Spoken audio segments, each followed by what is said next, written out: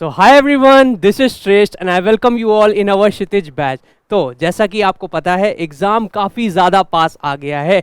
Yes, और हमारी most probable question series चल रही है। ठीक है, सर ने पहले पार्ट में क्या पढ़ाया था, पूरा का पूरा स्पेक्ट्रोस्कोपी कवर कर दिया था। सेकंड पार्ट में सर लेके आए हैं most probable questions from pericyclic and nuclear chemistry. हाँ बच्चों, पेरीसाइक्लिक और न्यूक्लियर केमिस्ट्री भी आपके upcoming IIT jam examination point of view से काफ़ी ज़्यादा इंपॉर्टेंट है। तो चलिए स्टार्ट करते हैं और देखते हैं इस पर्टिकुलर लेक्चर में क्या क्या हम लोग पढ़ने वाले हैं। तो जैसा कि आपको पता है, आप ये सीरीज फॉलो करेंगे तो उसके बेनिफिट्स क्या क्या हैं। पहला बेनिफिट होता है most conceptual questions picked from PYQs of CSI and NET and GATE. हाँ बच्चों, ऐसा होता है कई बार जब आप प्रिपरेशन कर रहे होते हैं तो आप उस पर्टिकुलर एग्जाम की ही प्रिपरेशन कर रहे होते हैं, तो उस पर्टिकुलर एग्जाम के ही पीवाईक्यूज ऑफ सॉल्व कर रहे होते हैं। ठीक है, बच्चे अनअवेयर रह जाते हैं कि सीएसआई या नेट और गेट से कई बार ऐसे कॉन्सेप्ट्स रिपीट होते हैं उनके एग्जामिनेशन में। तो इसी रिगार्डिंग मैं ये सीरीज लेके आया हूं। तो सबसे पहले आपको क्या मिलेगा, मोस्ट कंसेप्चुअल क्वेश्चंस। यस, सबसे ज्यादा कंसेप्चुअल क्वेश्चंस आपको यहां पे मिलने वाले हैं। सेकंड क्या है, important formulas and concept revision. इस पर्टिकुलर सीरीज का क्या बेनिफिट होगा, हाँ, क्वेश्चंस के थ्रू हम लोग इंपॉर्टेंट फॉर्मूलेज समझ लेंगे उन चैप्टर्स में जहां पे फॉर्मूलेज होते हैं, मैंने वो बात लिखी है। एंड कॉन्सेप्ट्स रिवीजन, कॉन्सेप्ट तो हर चैप्टर हर टॉपिक में होता है तो वो रिवीजन हो जाएगा हमारे क्वेश्चंस के थ्रू। फिर उसके बाद द लास्ट लीप, ये वर्ड बहुत इंपॉर्टेंट है बच्चों।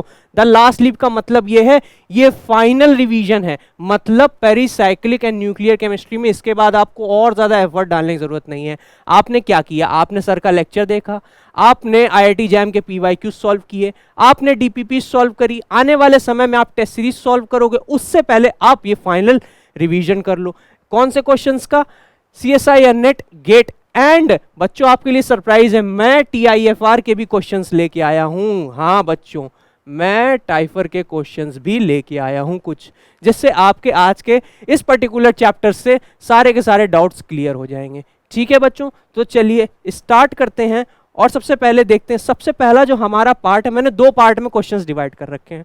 पहले पार्ट में मैं न्यूक्लियर केमिस्ट्री से डील करूंगा। ठीक है, चलिए स्टार्ट करते हैं और देखते हैं पहला क्वेश्चन। हाँ, पहला क्वेश्चन सबसे पहले हम लोग देखेंगे कब आया था। पहला क्वेश्चन हमारा आया था नेट दिसंबर 2015 में आया था। ठीक है सर, क्या लिखा है, identify radiative capture, okay, radiative capture from the following nuclear reactions.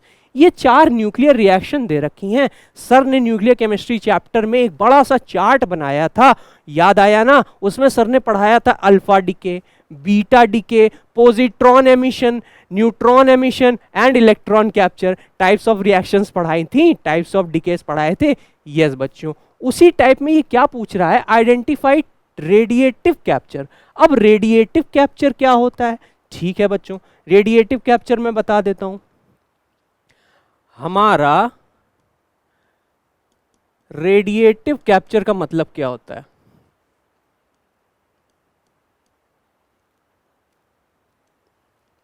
Radiative capture का मतलब होता है बच्चों, कोई भी हमारे पास एन न्यूक्लियाई है, ठीक है, एन न्यूक्लियाई है, उसमें हम लोग बम्बार्डमेंट या फ्यूजन करा देते हैं किसी भी न्यूक्लियॉन का। हाँ, कैप स्मॉल एम का मतलब है न्यूक्लियॉन। कोई भी न्यूक्लियॉन पार्टिकल हो सकता है, प्रोटॉन हो सकता है, न्यूट्रॉन हो सकता है, इलेक्ट्रॉन हो सकता है। ठीक है, और एन हमारा कोई भी एक पेरेंट न्यूक्लियस है। ठीक, यहां तक समझ में आ गया। इसका जब रिएक्शन होती है, बम्बार्डमेंट हो जाता है इसका या फिर फ्यूजन हो जाता है, तो हमारे पास एक डॉटर न्यूक्लियाई ऑब्टेन होती है। हमारे पास एक डॉटर न्यूक्लियाई ऑब्टेन होती है, डॉटर। ठीक है बच्चों, यहां पे मैं लिख देता हूं पेरेंट, ये मुझे पता है पेरेंट न्यूक्लियाई। ठीक, इसके साथ क्या होता है, कुछ टाइप के हमारे रेडिएशंस निकलते हैं। सपोज करो मैं आर से लिख देता हूं radiation, where R is equals to radiations. और ये रेडिएशंस पता है किसी भी इलेक्ट्रोमैग्नेटिक रेडिएशन के फॉर्म में हो सकते हैं, जैसे कि गामा, एक्स रेस। ठीक है, तो ये यहां पे मैं रेज लिख देता हूं। ठीक, तो ये EMR मतलब इलेक्ट्रोमैग्नेटिक रेडिएशन के फॉर्म में हमारे जो रेडिएशंस निकलते हैं आर्क के फॉर्म में, उसको हम लोग कहते हैं, ये पर्टिकुलर रिएक्शन में पढ़ते हैं, इसी को कहते हैं रेडिएटिव कैप्चर। मतलब क्या सीखा आपने, एक हमारे पास पेरेंट न्यूक्लियाई था, उससे हमने एक न्यूक्लियन का फिजन करवाया। जब हमने इन दोनों का जब करवाई रिएक्शन, तो हमारे पास एक डॉटर न्यूक्लियस निकला, और डॉटर न्यूक्लियस के साथ कुछ रेडिएशन एमिट हुए। तो इस पर्टिकुलर टाइप की रिएक्शन को ही हम लोग कहते हैं बच्चों रेडिएटिव कैप्चर। बहुत ज़्यादा कोई इसमें रॉकेट साइंस नहीं है, सिंपल से इंग्लिश टर्मिनोलॉजी है, आप गूगल भी कर सकते हो तब भी आपको मिल जाएगा, थोड़ा सा एफर्ट डालना पड़ेगा, बाकी मैंने बता दिया। तो अब आप ऑप्शन देखो, ठीक है, अब आप ऑप्शन देखोगे तो देखो, सबसे पहले मैं बता देता हूं ये रिप्रेजेंटेशन कैसे क्या बताती है आपको। देखो ये रिप्रेजेंटेशन आपको ये बताती है कि जैसे सपोज करो मैंने फर्स्ट एग्जांपल लिया ये वाला, ठीक है, ये बेरिलियम है 9, ठीक, ये ब्रैकेट के अंदर गामा डॉट एन लिखा है, मतलब ये है बच्चों इसके लेफ्ट साइड में गामा का हम लोग एडिशन करवा रहे हैं, और राइट हैंड साइड में हमारा 8Be ऑप्टेन हो रहा है, और साथ में राइट हैंड साइड में क्या लिखा है, हमारा न्यूट्रॉन लिखा है, और न्यूट्रॉन हमको पता है ऐसे डिनोट किया जाता है। ठीक है, यहां तक क्लियर हो गया। ये चीज रिप्रेजेंटेशन का मतलब ये होता है, ये जो लेफ्ट में लिखा है वो लेफ्ट में ऐड हो रहा होगा, और जो राइट में लिखा है वो राइट में एमिट हो रहा होगा। क्या ये रेडिएटिव कैप्चर का फिनोमिना है? क्या आपको लग रहा है ये रेडिएटिव कैप्चर? रेडिएटिव कैप्चर में क्या होता था, पेरेंट न्यूक्लियाई में एक न्यूक्लियन आ जाता था, उससे हमारी रिएक्शन होती थी या बम्बार्डमेंट होता था, फिर हमारे पास डॉटर न्यूक्लियाई मिलता था और साथ में रेडिएशन एमिट होते थे। तो इस पर्टिकुलर केस में तो ऐसा नहीं हो रहा है, यहाँ पे तो उल्टा रेडिएशन जा रहे हैं। तो क्या होगा बच्चों, ये वाली जो रिएक्शन है ये तो गलत है। इसका मतलब क्या है, ऑप्शन में ये वाला ऑप्शन गलत है। ठीक, यहां तक समझ में आ गया? इस टर्म का मतलब समझ में आया, ये रिप्रेजेंटेशन का मतलब समझ में आया। देखो दो कॉन्सेप्ट सीखने को मिले इस पर्टिकुलर क्वेश्चन से। पहला, इस रेडिएटिव कैप्चर फेनोमेना का मतलब क्या होता है, कैसे इसको पढ़ा जाता है। ठीक है, इसको मैं बॉक्स में बंद कर देता हूं, इसको मैं बॉक्स में बंद कर देता हूं। ठीक है, ये फेनोमेना इंपॉर्टेंट है आपके upcoming examination point of view से, हो सकता है शायद इससे क्वेश्चन पूछा जाए इसी कॉन्सेप्ट में। ठीक, अब फिर रिप्रेजेंटेशन आपको आनी चाहिए। अभी तक आप रिएक्शन के फॉर्म में लिखते थे, बट ये वाली रिप्रेजेंटेशन पता चल गई कैसे लिखी जाती है। ठीक है, अब हम बढ़ते हैं सेकेंड ऑप्शन की तरफ। सेकेंड ऑप्शन में क्या दे रखा है, ठीक है, सेकेंड ऑप्शन अगर मैं लिखता हूं तो यहां पे लिख रखा है 23 सोडियम, 23 सोडियम। इसकी रिएक्शन एक न्यूट्रॉन के साथ करा रहे हैं हम। न्यूट्रॉन को कैसे लिखते हैं, उसका मास नंबर 1 होता है, एटॉमिक नंबर 0 होता है। आपको पता है एटॉमिक नंबर मतलब क्या होता है, नंबर ऑफ प्रोटॉन। अब न्यूट्रॉन के अंदर तो प्रोटॉन होता नहीं है, आपको ये पता है ये सब बातें। तो यहाँ पे हम लोग बच्चों वाले क्वेश्चंस क्वेरीज नहीं सॉल्व करने बैठे हैं। ठीक, आपको पता है न्यूट्रॉन की ऐसे करके रिप्रेजेंटेशन होती है। फिर उसके बाद क्या हुआ, जब इसने एक न्यूट्रॉन कैप्चर कर लिया, मतलब ये न्यूट्रॉन इससे जाके रिएक्ट कर गया, इसमें जब फ्यूज हो गया जाके, तो हमारा क्या मिला, देखो ऊपर क्या लिखा है, 24 सोडियम लिखा है, 24 सोडियम लिखा है। और मैंने क्या पढ़ाया था, इस पर्टिकुलर प्रोसेस में क्या होता है, हमारे पास कोई भी EMR रेडिएशन निकल रहा होता है। तो देखो इस पर्टिकुलर रिएक्शन में निकल रहा है। ठीक है, वही चीज यहाँ पे लिखी गई थी। इसका मतलब क्या हो जाता है, इसका मतलब ये हो जाता है इस पर्टिकुलर क्वेश्चन का ये सही ऑप्शन है। ठीक, क्लियर हो गया? तो यहां से हमें 3 चीज सीखने को मिली। एक, रेडिएटिव कैप्चर क्या होता है, सेकेंड, रिप्रेजेंटेशन कैसे हम लोग लिखते हैं। ठीक, ये रिप्रेजेंटेशन अगर ऐसे लिखी है, मैं यहाँ पे लिख देता हूँ, ये रिप्रेजेंटेशन जैसे सपोज करो ब्रैकेट में n लिखा है और कॉमा इधर m लिखा है। ठीक है, तो n का मतलब होता है ये लेफ्ट में जाएगा, और ये वाला जो पार्ट आएगा ये राइट में आएगा। ठीक है बच्चों, ये रिप्रेजेंटेशन समझ गए? देखो बिल्कुल बेसिक चीज समझा रहा हूं। ठीक है, एग्जाम में छोटे छोटे कंफ्यूजन हो जाते हैं। आप बहुत सब कुछ पढ़ के गए होते हो, मैं ये नहीं कह रहा हूं कि आप सब कुछ मत पढ़ो, आप सब कुछ पढ़ो, अच्छे से पढ़ो, एक अच्छी रैंक स्कोर करनी है आपको, बट कभी भी आप बेसिक से दूर मत जाओ। अब आपको सब पता है, रेडिएटिव कैप्चर पता है, अल्फा डीके, बीटा डीके सब पता है, बट आप कहां फंस गए, यहां पे फंस गए इस रिप्रेजेंटेशन में। अब आप वहां कंफ्यूज हो गए, तो आपको बेसिक्स पता होने चाहिए, है ना बच्चों? तो वही चीज मैं लेके आया हूं। ठीक, यहाँ तक क्लियर हो गया। इसको मैंने बॉक्स में डाल दिया, इसको अच्छे से दिमाग में रख लो। ठीक है, तो ये हमारा पहला क्वेश्चन सॉल्व होता है। कब आया था? नेट दिसंबर 2015 में आया था। ठीक, इजी। चलो नेक्स्ट आगे बढ़ते हैं। ठीक है, दूसरा क्वेश्चन कब आया है? नेट जून 2016 में आया हुआ है। ठीक है, ये क्या कह रहा है हमसे, देखते हैं। ये हमसे कह रहा है ऑन टू, सबसे पहली बात टू सीक्वेंशियल इलेक्ट्रॉन कैप्चर। अरे वाह, इलेक्ट्रॉन कैप्चर सर ने पढ़ाया था। इलेक्ट्रॉन कैप्चर याद करो, सर ने पढ़ाया था अल्फा डिके, फिर बीटा डिके, फिर गामा डिके, फिर पॉजिट्रॉन एमिशन, न्यूट्रॉन एमिशन, और सबसे लास्ट में इलेक्ट्रॉन कैप्चर पढ़ाया था जिसमें गामा रेज निकल रही थी ना। चलो देखते हैं क्या लिखा है। 56 BA 131, हमको पता है 131 इसका क्या है? मास नंबर है, और 56 इसका क्या है? एटॉमिक नंबर है। ठीक है, अगर इसको मैं यहाँ लिखता हूँ तो देखो, आपको पेपर पैड मिलता है ना, लिख लिया करो, कोई दिक्कत नहीं है भाई। गलत करने से तो बेटर है ना लिख लेना। 131 यहाँ लिखा है, और नीचे क्या लिखा है? 56। कई बार बच्चों को कन्फ्यूजन हो जाती है, क्या एटॉमिक नंबर है, क्या मास नंबर है। देखो छोटी छोटी कन्फ्यूजन होती है, एग्जाम में क्रिएट हो जाती हैं, और वहाँ पे आप कंफ्यूज हो जाते हो, फिर क्वेश्चन गलत हो जाते हैं, वहाँ हड़बड़ा जाते हो, अरे कैसे सॉल्व करें, गलत हो रहा है ना। तो देखो, जो ऊपर वाला होता है आपको सबको पता है, ये मास नंबर है। कैसे मास नंबर है? और मास नंबर का मतलब क्या होता है? मास नंबर का मतलब होता है number of proton plus neutrons. ठीक है बच्चों, समझ गए? बिल्कुल बेसिक से मैंने उठाया, समझ में आ गया। और ये क्या होता है? ये भी हमें पता है। ये क्या होता है? ये होता है एटॉमिक नंबर।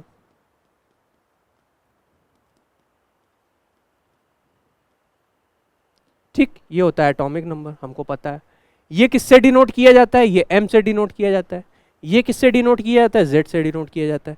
ठीक है, देखो सर बिल्कुल बेसिक से पढ़ा रहे हैं, अब नाक मत कटवाना। अगर इस टाइप के क्वेश्चंस आ जाए तो तुम सॉल्व करके आना, क्योंकि सर ने बिल्कुल बेसिक से लेके पूरे हाई लेवल तक सर ले जाएंगे कि कैसे क्वेश्चन बन सकते हैं, कौन कौन से कॉन्सेप्ट तुम्हारे यहाँ पे आज सारे क्लियर हो जाएंगे। एटॉमिक नंबर का मतलब क्या होता है?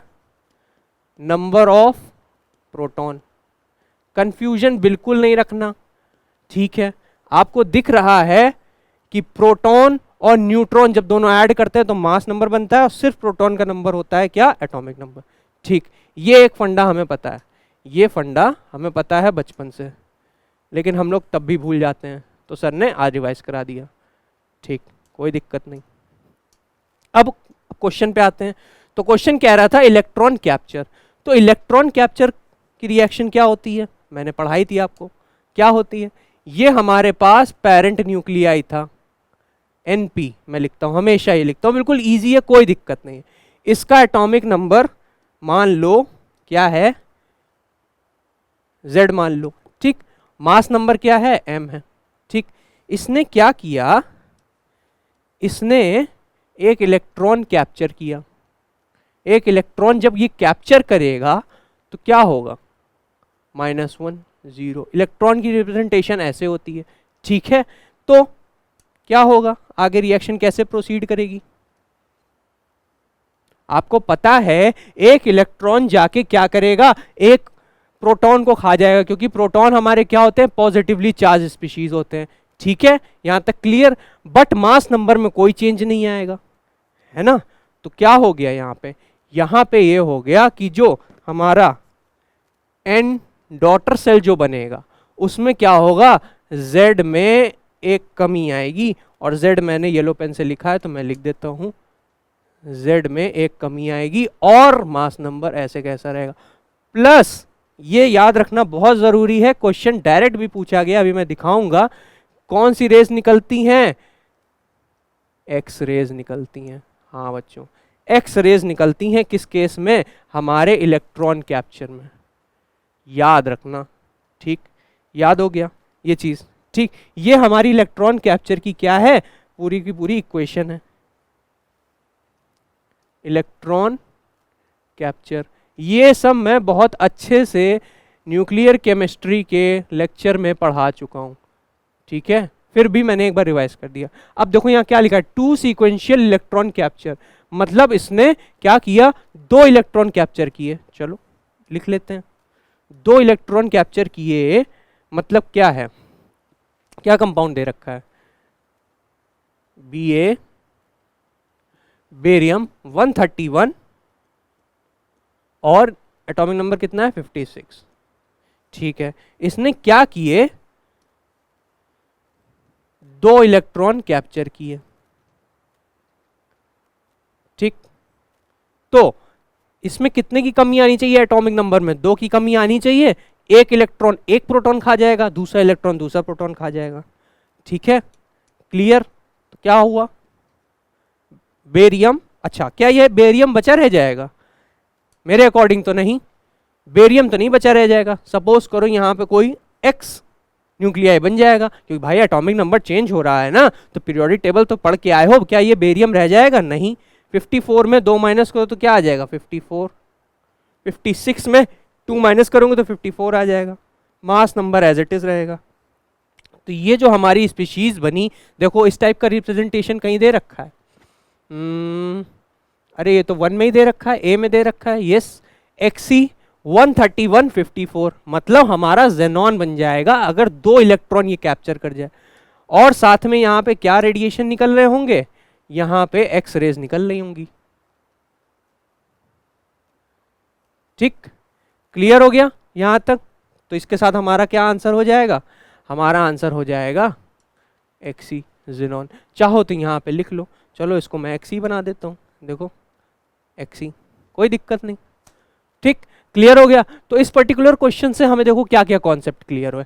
हमें पहला ये कॉन्सेप्ट क्लियर हुआ कि मास नंबर हमने रिवाइज किया क्या होता है, एटॉमिक नंबर रिवाइज किया क्या होता है। इसके बेसिस में एक क्वेश्चन और बन सकता है, जिनके मास नंबर सेम होते हैं उनको क्या कहते हैं, जिनके एटॉमिक नंबर सेम होते हैं उनको क्या कहते हैं, याद आ रहा है कुछ, जाके लेक्चर देखो सब रिवाइज हो जाएगा। आइसोटोप, आइसोटोन्स, आइसोबार, आइसोडाइफेयर्स, है ना, आइसो इलेक्ट्रॉनिक, ठीक। तो यहां से वो क्वेश्चन अप्रोच करा जा सकता है, ठीक। सेकंड हम लोगों ने क्या कॉन्सेप्ट देखा, on to sequential electron capture. अब इलेक्ट्रॉन कैप्चर का फिनोमेना हमने रिवाइज किया। इलेक्ट्रॉन कैप्चर जैसे ही हमें याद आया, हमें और चीज याद आ गई कि सर ने उसके ऊपर 4 तरीके के और डिके लिखवाए थे, alpha decay, beta decay, gamma decay. फिर उसके बाद सर ने लिखवाया था इलेक्ट्रॉन कैप्चर, न्यूट्रॉन कैप्चर और पॉजिट्रॉन कैप्चर।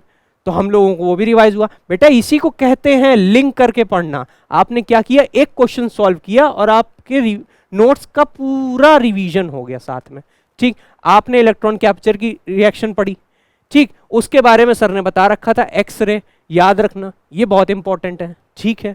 फिर आपने क्या किया, आपने प्रोसेस देखा, फिर आपने देखा कि आंसर क्या आ गया, आराम से आ गया। 2-4 कॉन्सेप्ट आराम से इजीली याद हो गए ना, ठीक है। अब बच्चा यही नहीं कर पाता है, इसीलिए तो एडुकेटर का होना बहुत इंपॉर्टेंट है आपकी लाइफ में, यस। तो बिल्कुल सही तरीके से ऐसे पढ़ो, स्ट्रेट तरीके से, हो गया। चलो नेक्स्ट क्वेश्चन की तरफ बढ़ते हैं। नेक्स्ट क्वेश्चन क्या कह रहा है, हाँ ये नेक्स्ट क्वेश्चन। अच्छा नेक्स्ट क्वेश्चन कहाँ से आया है, अरे वाह गेट से आया है, और हमको पता है गेट का एग्जाम भी IITs लेती हैं, तो हो सकता है ये कॉन्सेप्ट रिपीट होने की प्रोबेबिलिटी बहुत ज़्यादा है ना। तो चलो देखते हैं क्या कह रहा है। ये कह रहा है 210 बिस्मथ, अच्छा एटॉमिक नंबर नहीं दिया है, कोई दिक्कत नहीं है, हो सकता है उसका यूज ही ना हो। अंडर गोज बीटा डीके, ठीक है, हो सकता है शायद इसका भी यूज ना हो। क्वेश्चन देख के डरना नहीं है, क्वेश्चन पूरा पढ़ना है, एंड तक पढ़ना है। क्या पता ये जो बिस्मथ दिया है इसको देख के घबरा जाओ तुम, हो सकता है तुम बीटा डीके को देख के घबरा जाओ और याद करने लगो। तो अब क्या याद करना है क्या नहीं याद करना है, ये भी बहुत इंपॉर्टेंट है। देखो मैं सिखाता हूँ। decay to 1/8 of its initial amount in 15 days। अरे ये तो थोड़ा न्यूमेरिकल टाइप का क्वेश्चन लग रहा है। हाँ फिर हमने देखा अरे ये तो NAT टाइप का है, वाह मजा आ गई, NAT टाइप का है। और हमने पढ़ाया था डिसइंटीग्रेशन प्रोसेस रेडियो एक्टिविटी में, तब मैंने बताया था केमिकल काइनेटिक्स से लिंक करके कुछ फॉर्मुलेस बताए थे ना। हमें लग रहा है ये क्वेश्चन वहीं से आया है। चलो पढ़ते हैं आगे। The time required for its decay to 1/4 of its initial amount is। अरे वाह यही तो पूछा है। चलो आओ पीछे, आते हैं, याद करते हैं कि सर ने क्या क्या फॉर्मूलेज बताए थे। चलो, सर ने कहा था ये फॉर्मूलेज याद कर लो। सर ने क्या बताया था? पहला formula n equals to N naught E की power minus lambda T. Sir ने बताया था, जिसमें सर ने क्या बोला था? जिसमें सर ने n को क्या बताया था? n को सर ने बताया था फाइनल कंसेंट्रेशन। और देखो मैं लिख देता हूं यहां पे, where n equals to concentration at time t, या फिर इसको हम लोग फाइनल कंसेंट्रेशन भी कह सकते हैं, ठीक। और n नॉट क्या था हमारा बच्चों? n नॉट था initial concentration at time is equals to 0। हमको ये भी पता था। लैम्डा हमारा क्या था? लैम्डा हमारा था डिसइंटीग्रेशन कांस्टेंट।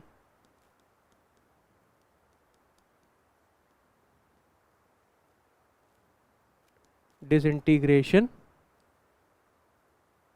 कांस्टेंट, याद आ रहा है ना? सब याद आएगा। और टी क्या था? हमारा टाइम था। ठीक है, याद आ गया। अब इसी फॉर्मूले को हम लोग लॉग के फॉर्मूले में लिखते थे तो क्या आता था? क्या इक्वेशन बन जाती थी? याद आ रहा है? हाँ, अभी देखो सब याद आ जाएगा। Lambda is equals to 1/t ln। ln के फॉर्म में मतलब नेचुरल लॉग के फॉर्म में भी लिख सकते हैं, लॉग के फॉर्म में भी लिख सकते हैं। जब लॉग के फॉर्म में लिखेंगे तो 2.303 से मल्टीप्लाई कर देंगे। सब बच्चों को पता है। आपके एग्जाम में क्या कैलकुलेटर अलाउड है, तो आप चाहे लॉग की वैल्यू रखो चाहे ln की वैल्यू रखो, आप सॉल्व कर पाओगे वहां पे, ठीक। ln n not upon n, ये फॉर्मूला हमको पता था, ये फॉर्मूला हमको पता था, ठीक है। जब ये फॉर्मूला हमको पता था, ये जो वेरिएबल्स लिखे हैं ये सब यही वेरिएबल्स हैं, ठीक। तो हो सकता है शायद यही फॉर्मूला ऊपर अप्लाई हो रहा हो, देखते हैं। चलो, अब हम लोग सॉल्व करना स्टार्ट करते हैं बिना किसी डिले के। तो जब हम लोगों ने सॉल्व करना स्टार्ट किया तो यहाँ पे दो कंडीशन बन रही। पहला क्या है? देखो कैसे सिस्टमेटिक वे में सॉल्व किया जाता है, केस 1 और केस 2, ठीक। केस 1 में क्या कह रहा है?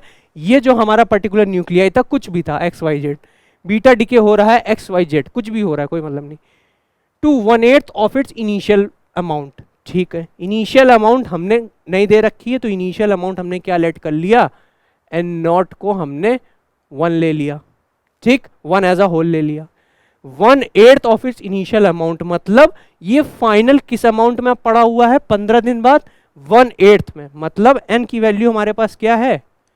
n की वैल्यू है 1/8, ठीक है। यहां तक क्लियर हो गया। टाइम क्या दे रखा है? टाइम दे रखा है 15 डेज, 15 डेज, ठीक है, क्लियर। अब मैं इधर लिखता हूं, इधर क्या दे रखा है? क्या पूछा है? The time required for its decay to 1/4 of its initial amount. तो इनिशियल अमाउंट तो अभी भी बेटा n नॉट रहेगी, भले ही कोई भी केस हो, उससे क्या मतलब है, ठीक। अब की बार n क्या दे रखा है? 1/4 हमें करना है, ठीक। और टाइम हमसे पूछ लिया कितना आएगा। अब यहाँ पे टाइम डेज में है तो यहाँ पे भी डेज में आएगा। यूनिट्स का ही बहुत ध्यान रखना है अपने एग्जाम में, ठीक है। हो सकता है यहाँ पे डेज की जगह आवर्स लिखा हो, तो आपको एक डे में कितने आवर होते हैं? 24 आवर होते हैं, तो डेज जितना आएगा इंटू 24 कर देना। सेकेंड में होगा, मिनट में होगा, तो उस अकॉर्डिंग चेंज कर लेना, ठीक है। इस चीज का भी याद रखना। देखो सर ने ये कॉन्सेप्ट रिवाइज करा दिया, ठीक। तो अब हम लोग देख रहे हैं यहाँ 2 n है, तो क्या कर दें? इसको n1 n2 कर ले, कोई दिक्कत नहीं। इसको n1 कर लो, इसको n2 कर लो, इसको t2 कर लो, इसको t1 कर लो। अब जब तुम ये फॉर्मूला लगाने जाओगे तो तुम देखोगे कि यहां से लैम्डा 1 आएगा और यहां से लैम्डा 2 आएगा। अब यहाँ पे इसने ये तो दे नहीं रखा है कि डिसइंटीग्रेशन की कंडीशंस चेंज हो रही हैं, ठीक है। तो जब डिसइंटीग्रेशन की कंडीशंस नहीं चेंज हो रही हैं तो डिसइंटीग्रेशन कांस्टेंट दोनों का सेम होगा। हाँ बच्चों, अकॉर्डिंग टू लॉ लॉ में क्या होगा हमारा lambda 1 equals to lambda 2,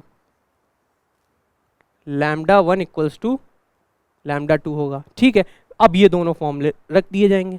lambda 1 की जगह क्या फॉर्मूला हमारा बनेगा, देखो 1/T1, सिस्टमेटिक वे में सॉल्व करो आराम से हो जाएगा, ln एन नॉट की जगह 1, देखो एन नॉट की जगह 1 है, और यहाँ पे n की n1 तो 1/8, तो 1/8, ठीक, इक्वल्स टू 1/, अच्छा T1 है, T1 की वैल्यू तो दे रखी है, कोई नहीं, तो T1 की वैल्यू हम पुट कर देते हैं।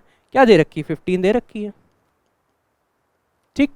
और यहाँ पे क्या है, यहाँ पे तो T2 की वैल्यू पूछी गई थी, इनटू क्या है ln 1/1/4, ठीक है, यहाँ तक क्लियर। चलो अब इसको भी कैसे इजी तरीके से सॉल्व कर सकते हैं, कोई दिक्कत नहीं, इसको पता ही ऊपर जाएगा, 1/15 ln 8 आ जाएगा, ठीक, यहाँ तक clear, equals to 1/T2 ln 4, ठीक, यहाँ तक क्लियर हो गया। चलो ब्रैकेट हटा दो, कोई दिक्कत नहीं, 4।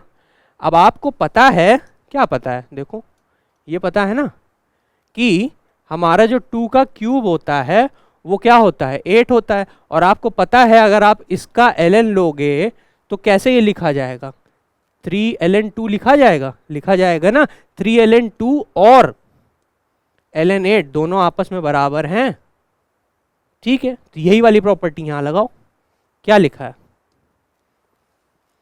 1/15, क्या आ जाएगा यहाँ पे 2,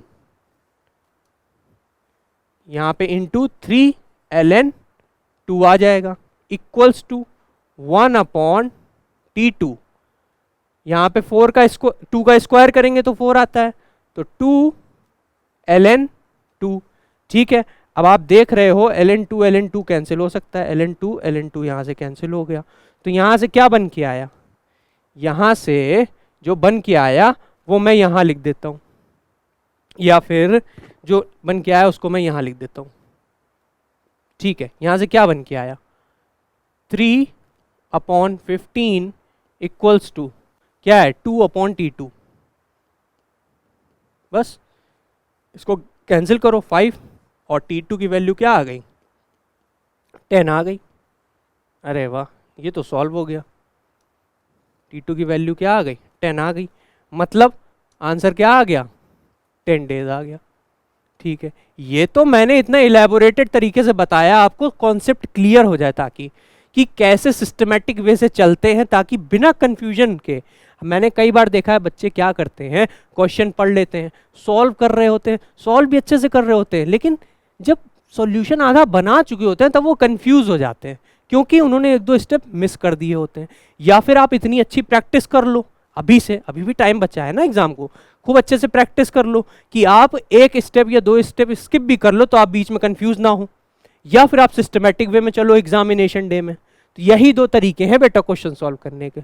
तो मैंने क्या किया, मैंने सिस्टमेटिक वे से सॉल्व किया, और हमारा आंसर क्या आ गया T2 10 डेज आ गया आंसर हमारा, ठीक है। तो इस पर्टिकुलर क्वेश्चन से क्या क्या क्लियर हुआ, हमें ये क्लियर हुआ कि देखो क्वेश्चन देख के डरना नहीं है, क्या आया है कि NAT टाइप का आ गया, डर गए। बायो वाले बच्चे अक्सर डर जाते हैं, और ये NAT टाइप का है, इसमें तो बहुत भर भर की कैलकुलेशन होगी।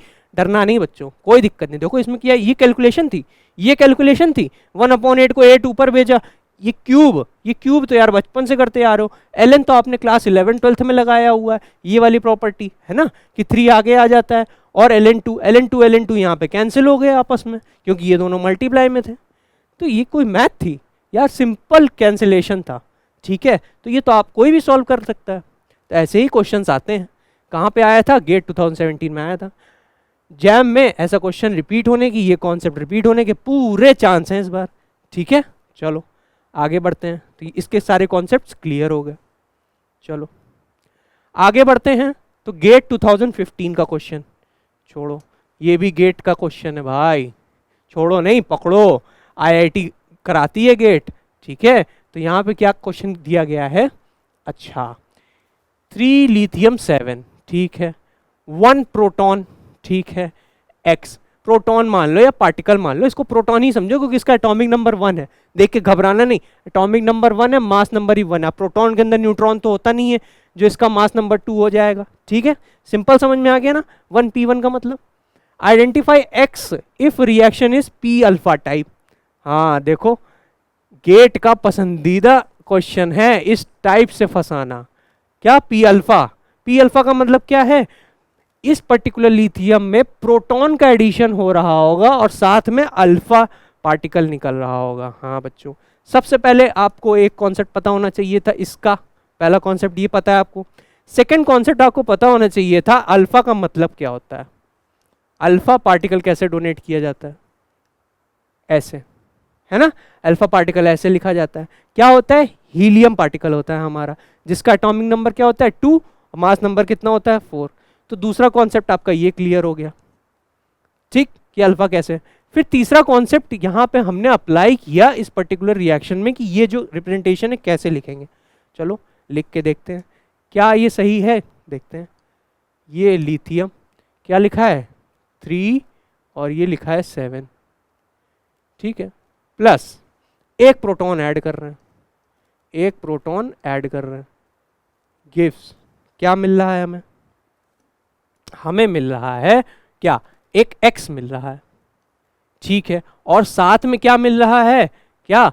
एक अल्फा पार्टिकल मिल रहा है, हमें पता है। और अल्फा पार्टिकल क्या होता है? हीलियम। ठीक, रिएक्शन लिखनी आ गई बिल्कुल बढ़िया तरीके से, ये ही रिएक्शन है। अब हमें फाइंड करना है बच्चों एक्स क्या है ना। एक्स क्या है हमें ये फाइंड करना है। क्या करते हैं? सिंपल करते हैं, एटॉमिक नंबर ऐड कर दो, मास नंबर ऐड कर दो, कोई दिक्कत नहीं है। लो सर ऐड कर दे रहे हैं। क्या है? इसको पूरा टोटल करेंगे। सपोज करो मैं पेरेंट न्यूक्लियाई मैंने ए ले लिया, तो इनको जब ऐड करेंगे तो यहाँ पे क्या आ रहा है 7 + 1 इक्वल्स टू क्या आ रहा है 8 आ रहा है। ठीक है, समझ में आ रहा है ना। जैसे समझा रहा हूँ स्टेप वाइज वैसे समझो, बहुत इजी तरीके से समझा रहा हूँ बच्चों के तरीके से। 3 + 1 कर रहे हैं तो क्या आ रहा है? 3 + 1 कर रहे हैं तो क्या आ रहा है? 4 आ रहा है। हाँ 4 आ रहा है, ठीक है, कोई दिक्कत नहीं। और यहाँ पे क्या है? यहाँ पे हमारे पास 4 बचा हुआ है। यहाँ पे सपोज करो ये B बन गया था और यहाँ पे क्या है 4 है और 2 है।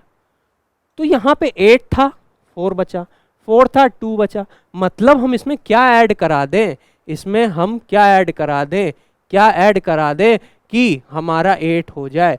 देखो हो सकता है ये 8 कैसे हो सकता है? देखो देखो अब की बार 4 + 4 क्या होगा 8 हो सकता है ना। और 2 + 2 क्या हो सकता है? हमारा 4 हो सकता है।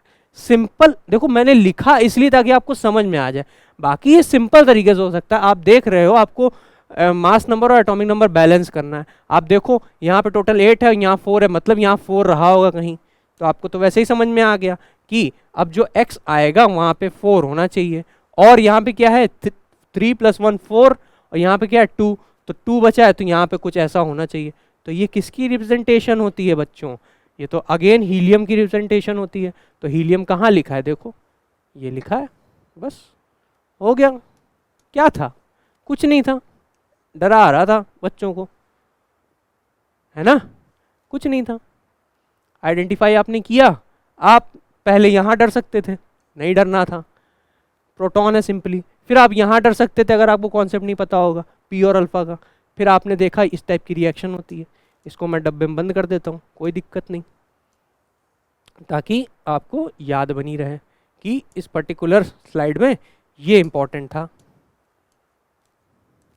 ठीक, ये इंपॉर्टेंट था, ये मैंने रिप्रेजेंटेशन बताई। ठीक, फिर उसके बाद हम लोगों ने क्या किया, हमारा न्यूक्लियाई लिया, उसकी रिएक्शन कराई और ऐसे आ गया।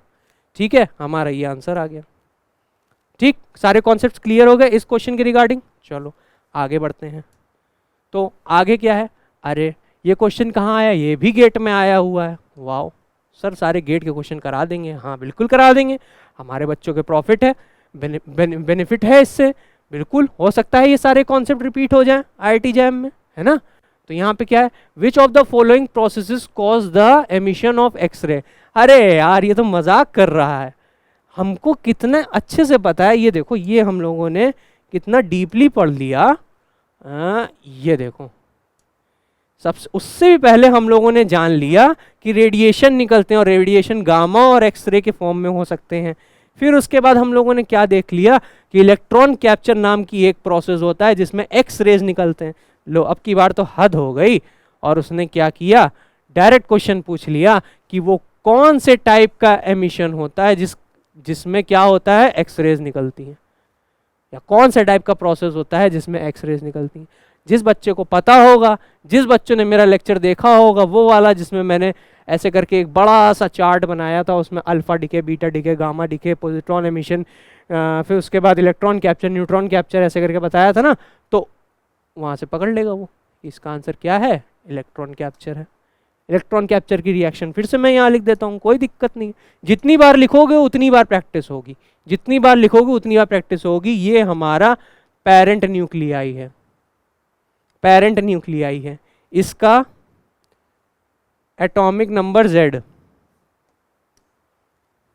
इसका atomic number Z, mass number M, ठीक है। इसने क्या किया, इसने एक इलेक्ट्रॉन कैप्चर किया, ठीक है। जब इसने एक इलेक्ट्रॉन कैप्चर किया तो क्या हुआ, एटॉमिक नंबर में -1 हुआ, मतलब एक इलेक्ट्रॉन, एक एटॉमिक नंबर की कमी आई। तो ये हमारा डॉटर न्यूक्लियाई है, Z-1, M as it is रहा, प्लस एक्स रेज। अभी तक तो याद हो जाना चाहिए था बच्चों को, कि क्या याद हो जाना चाहिए था, कि हमारा ये जो प्रोसेस होता है, कौन सा, इलेक्ट्रॉन कैप्चर वाला, इसमें क्या होता है, एक्स रेज निकलती हैं। क्या निकलती हैं, एक्स रेज निकलती हैं, ठीक है। क्लियर हो गया, याद हो गया, भूलना नहीं, एग्जाम में आ जाए तो घबराना नहीं, टिक करके आना, सही होगा तुम्हारा इलेक्ट्रॉन कैप्चर, ठीक। गेट 2012 का क्वेश्चन सॉल्व हुआ, ठीक। चलो आगे देखते हैं। अच्छा, न्यूक्लियर केमिस्ट्री में मेनली यही टॉपिक थे जो मुझे लगा कि आपको रिवाइज करा देना चाहिए था। ये सारे कॉन्सेप्ट थे। रेडियो एक्टिविटी मैंने कवर कर लिया, मैंने एमिशन वगैरह कवर कर लिया, मैंने रेडिएशंस में वो देख लिया कि किसमें एक्स रेज निकल ली, किसमें गामा रेज निकल ली, कुछ रिएक्शंस पढ़ा दी, ठीक है। अब आइए आगे बढ़ते हैं पेरीसाइक्लिक रिएक्शन की तरफ। पेरीसाइक्लिक रिएक्शंस चैप्टर जो है वो भी मैंने काफ़ी अच्छे से पढ़ाया था। सबसे पहला लेक्चर मेरा वही गया था पेरीसाइक्लिक ऑर्गेनिक केमिस्ट्री में। तो आइए स्टार्ट करते हैं। वहाँ पे मैंने क्या किया था, वहाँ पे मैंने IIT जैम के क्वेश्चंस मेनली सॉल्व कराए थे। अब मैं लेके आया हूँ अदर एग्जामिनेशंस के, जैसे कि गेट, नेट और टाइफर के क्वेश्चन। चलिए स्टार्ट करते हैं और देखते हैं सबसे पहला क्वेश्चन क्या कह रहा है हमसे। अरे वाह, सबसे पहला क्वेश्चन पहली बार देखें कहाँ आया हुआ है, बिल्कुल लेटेस्ट क्वेश्चन है, बहुत ज़्यादा पुराना नहीं है, अभी 3-4 साल पहले का है। क्या है, नेट जून 2019 का। क्या पूछ रहा है, the correct order of reactivity, सबसे पहले रिएक्टिविटी लगा दो, ऑफ द फॉलोइंग डाइंस, फिर उसके डाइंस लगा दो। कुछ कुछ याद आने लगेगा अभी, डाइंस, डाइनोफाइल, सबकी कहानी सर ने पढ़ाई थी, इलेक्ट्रॉन विड्रॉइंग, इलेक्ट्रॉन डोनेटिंग, सब पढ़ाया था ना, याद आ जाएगा धीमे से। और ना याद आए तो कोई दिक्कत नहीं, देख लेना जाके लेक्चर, फिर से रिवाइज हो जाएगा अच्छे से, एग्जाम तो पास है ही है, ठीक है। Towards reaction with maleic anhydride. अच्छा, मैलिक एनहाइड्राइड। अब मैलिक एनहाइड्राइड देख के बच्चे को कंफ्यूज नहीं होना है कि मैलिक एनहाइड्राइड का स्ट्रक्चर हमको नहीं आता, ये क्वेश्चन तो हमसे सॉल्व नहीं होगा। हो जाएगा, तब भी हो जाएगा। आपको प्रॉपर्टी पता है ना, क्या प्रॉपर्टी पता है, ये हमें डाइंस दे रखी हैं बच्चों, तो इसका मतलब ये क्या रहा होगा, डाइनोफाइल रहा होगा। अब हमें डाइनोफाइल नहीं भी पता है इस पर्टिकुलर स्टेज में, तब भी कोई दिक्कत नहीं। क्या है, हमें रिएक्टिविटी ऑर्डर बताना है, तो रिएक्टिविटी ऑर्डर का केस सर ने बताया था। क्या बताया था, चलो रिवाइज करा देते हैं आज। सर ने बताया था जब हम लोग डाइल एल्डर रिएक्शन कराते हैं तो हमारे पास दो स्पीसीज होती हैं, एक होती है डाइन और एक होती है डाइनोफाइल, ठीक है। ये दो स्पीशीज होती हैं हमारे पास, एक होती है डाइनोफाइल और एक होती है डाइन। कैसे बनाया जाता है इनको, ठीक है सर दिखा दीजिए। ये होती है कॉन्जुगेटेड डाइन्स, ठीक, समझ में आ गया। और ये होती है डाइनोफाइल, नॉर्मल एल्कीन होती है डाइनोफाइल, ठीक। इस पर्टिकुलर डाइन की रिएक्टिविटी हम लोग कैसे इंक्रीज कर सकते हैं, मैंने आपको बताया था ये हमारी इलेक्ट्रॉन रिच स्पीशीज होनी चाहिए, ये अपने होमो के इलेक्ट्रॉन इसके लूमो में ट्रांसफर करेगी, तो इसके होमो में इलेक्ट्रॉन ज्यादा होने चाहिए डाइईन के। तो होमो में इलेक्ट्रॉन ज्यादा कैसे होंगे? अगर इसमें इलेक्ट्रॉन डोनेटिंग ग्रुप ऐड होगा तो। ठीक है, इसमें क्या होना चाहिए? इलेक्ट्रॉन डोनेटिंग ग्रुप ऐड होना चाहिए। अगर इलेक्ट्रॉन डोनेटिंग ग्रुप ऐड होगा तो इसकी रिएक्टिविटी बढ़ जाएगी। सर ने क्यों बताया? सर ने कहा क्योंकि इसके होमो में इलेक्ट्रॉन डेंसिटी ज्यादा होनी चाहिए, तभी ये इलेक्ट्रॉन अपने डोनेट ऐसे करेगा, ये ऐसे रिएक्शन होगी, फिर ये ऐसे जाएगा और हमें एक साइक्लिक कॉन्जुगेटेड रिंग मिल जाएगी। ठीक है, चलो अभी के लिए ये ऐसे करके रब कर दो, कोई दिक्कत नहीं। चलो, और यहाँ पे क्या होना चाहिए? ये इलेक्ट्रॉन विड्रॉइंग होना इसके साथ लगा होना चाहिए, क्योंकि इसके लूमो खाली होने चाहिए। जब इसका घर खाली होगा तभी तो इसके इलेक्ट्रॉन इसमें बैठेंगे जाके, तो इसका क्या होना चाहिए? इलेक्ट्रॉन विड्रॉइंग ग्रुप के साथ अटैचमेंट होना चाहिए। ठीक, तो आइए अब यहाँ पे ये क्या दे रखा है? डाइईन्स दे रखा है। हाँ बच्चों, डाइईन्स दे रखा है, इसका मतलब यहाँ इसकी बात कर रहा है।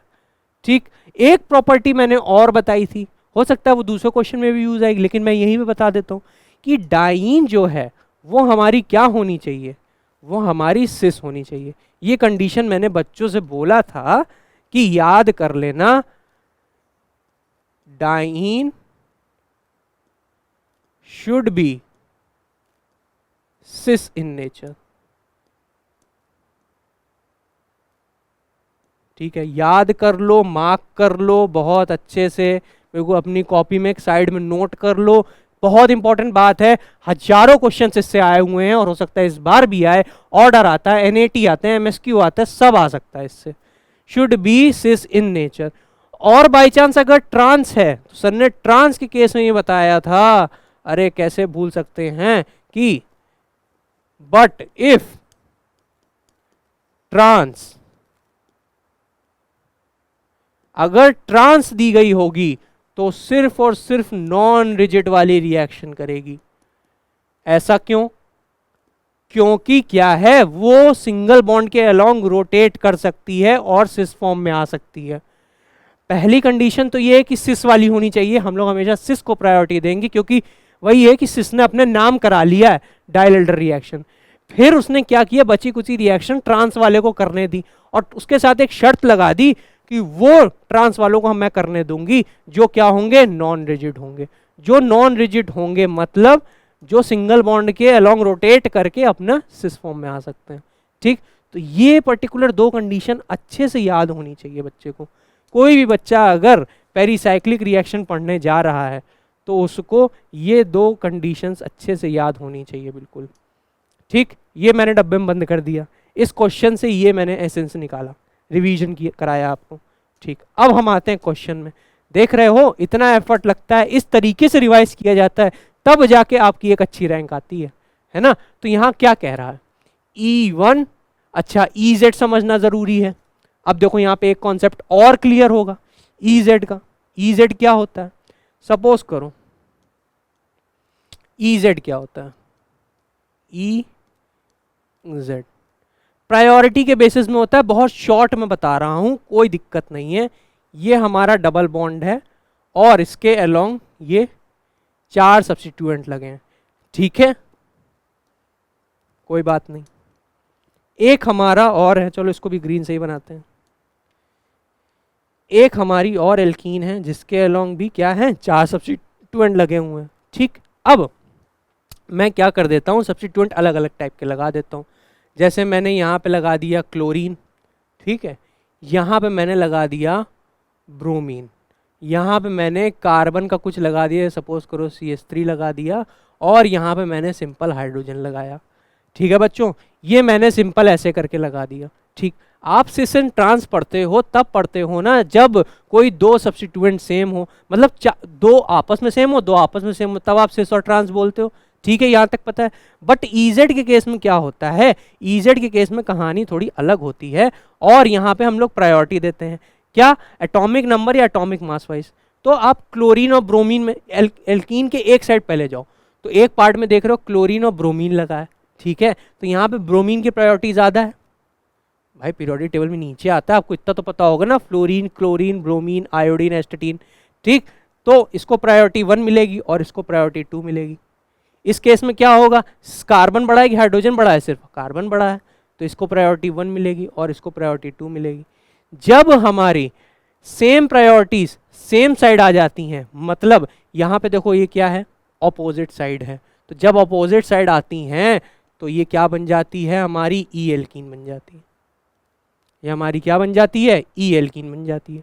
और जब सेम साइड आएगा, देखो जैसे सेम साइड में बना देता हूँ, कोई दिक्कत नहीं, मैं Cl और Br को ऐसे ही रखता हूँ और अब की बार H ऊपर कर देता हूँ और CH3 नीचे कर देता हूँ।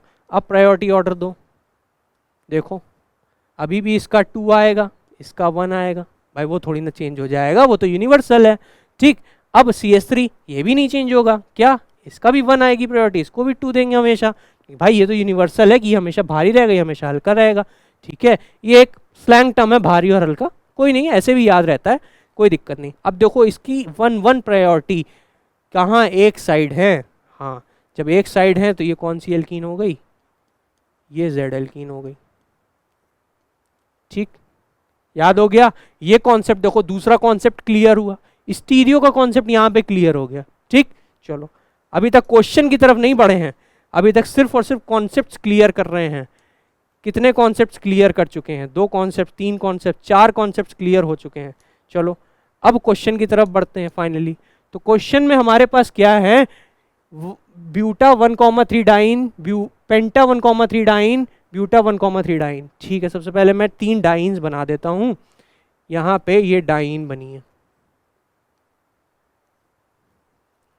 यहाँ पे ये डाइन बनी है, यहाँ पे ये 3 डाइन बनी है, नजर आ रही है ना, सब सही से नजर आ रहा है। ठीक है, कोई दिक्कत नहीं। क्या लिखा है, E1 chloro buta 1,3 dine, 1,3 butadiene तीनों बना दिया, E1 क्लोरो, मतलब यहाँ पे E लगा है, क्या क्लोरीन लगा है। ठीक है, चलो E लगा दो, चलो ऊपर वाले को ले लेते हैं, क्या यहाँ पे क्लोरीन लगा है। अब E कैसे, देखो E ऐसे फाइंड करो, ये देखो यहाँ पे इधर क्या लगा होगा, इधर H लगा होगा, जब कुछ नहीं लगा तो H लगा होगा, इधर H लगा होगा। ठीक है, तो इसकी प्रायोरिटी क्या जाएगी 1, इसकी प्रायोरिटी क्या जाएगी 2। ठीक है, इसकी प्रायोरिटी क्या जाएगी 1, इसकी क्या जाएगी 2। तो ये क्या देखो ऑपोजिट है, देखो इधर 1 और 2 है इधर, तो ये E है, समझ में आ गया ना। अब बार बार मैं सब में नहीं बताऊंगा, ठीक है, क्लियर हो गया। सेकंड क्या है, E पेंटा 1,3 डाइन। अच्छा, तो इस केस में अब इसमें मैंने ऊपर लगाया, कोई ज़रूरत नहीं है, इसको नीचे भी लगा सकते हो, ये मैंने नीचे लगा दिया, एक कार्बन यहाँ पे CH3 लगा होगा सिंपली, देखो हो गया ना, 1 2 3 4 5 पेंटा 2 3 4, क्या लिखा है पेंटा 1,3 डाइन, समझ में आ गया, ये हो गया। और तीसरा क्या है, E1 methoxy buta 1,3 dine, methoxy, अब यहाँ पे भी E है, कोई दिक्कत नहीं है, ये लो मिथॉक्सी क्या होता है, OCH3 होता है, नज़र आ रहा है ना, हाँ नज़र आ रहा है, यहाँ लिखा हुआ है E, देख सकते हो, यहाँ इसको 1 प्रायोरिटी देंगे, यहाँ पे H लगा, इसको 2 प्रायोरिटी देंगे, यहाँ पे H लगा होगा, इसको और इसको कौन सी 1 प्रायोरिटी देंगे, इसको कौन सी 2 प्रायोरिटी देंगे। 1 2 प्रायोरिटी एक साइड है, मतलब 2 2 प्रायोरिटी देखो अपोजिट साइड है, तो ये भी क्या हो गई, E एल्कीन हो गई। अब देखो मैंने क्या बताया, मैंने ये बताया डाइन में इलेक्ट्रॉन डोनेटिंग ग्रुप होना चाहिए। आओ देखते हैं क्या कौन सा इलेक्ट्रॉन डोनेटिंग है और कौन सा हमारा इलेक्ट्रॉन विड्रॉइंग है। Cl क्या होता है, Cl हमारा इलेक्ट्रॉन विड्रॉइंग होता है, और किससे विड्रॉ करता है, -I इफेक्ट लगाता है, बचपन से पढ़ते आ रहे हैं, क्लास 11 से पढ़ते आ रहे हैं, हमें पता है। CH3 क्या लगाता है, अरे सबको पता है, +H हाइपर कॉन्जुगेशन लगाता है ये, ठीक। और OCH3 क्या लगाता है, मीजोमेरिक इफेक्ट या रेजोनेंस इफेक्ट जिसको कहते हैं, ऑक्सीजन के जो लोन पेयर हैं वो आगे डिलोकलाइज होंगे, +M लगाता है ना।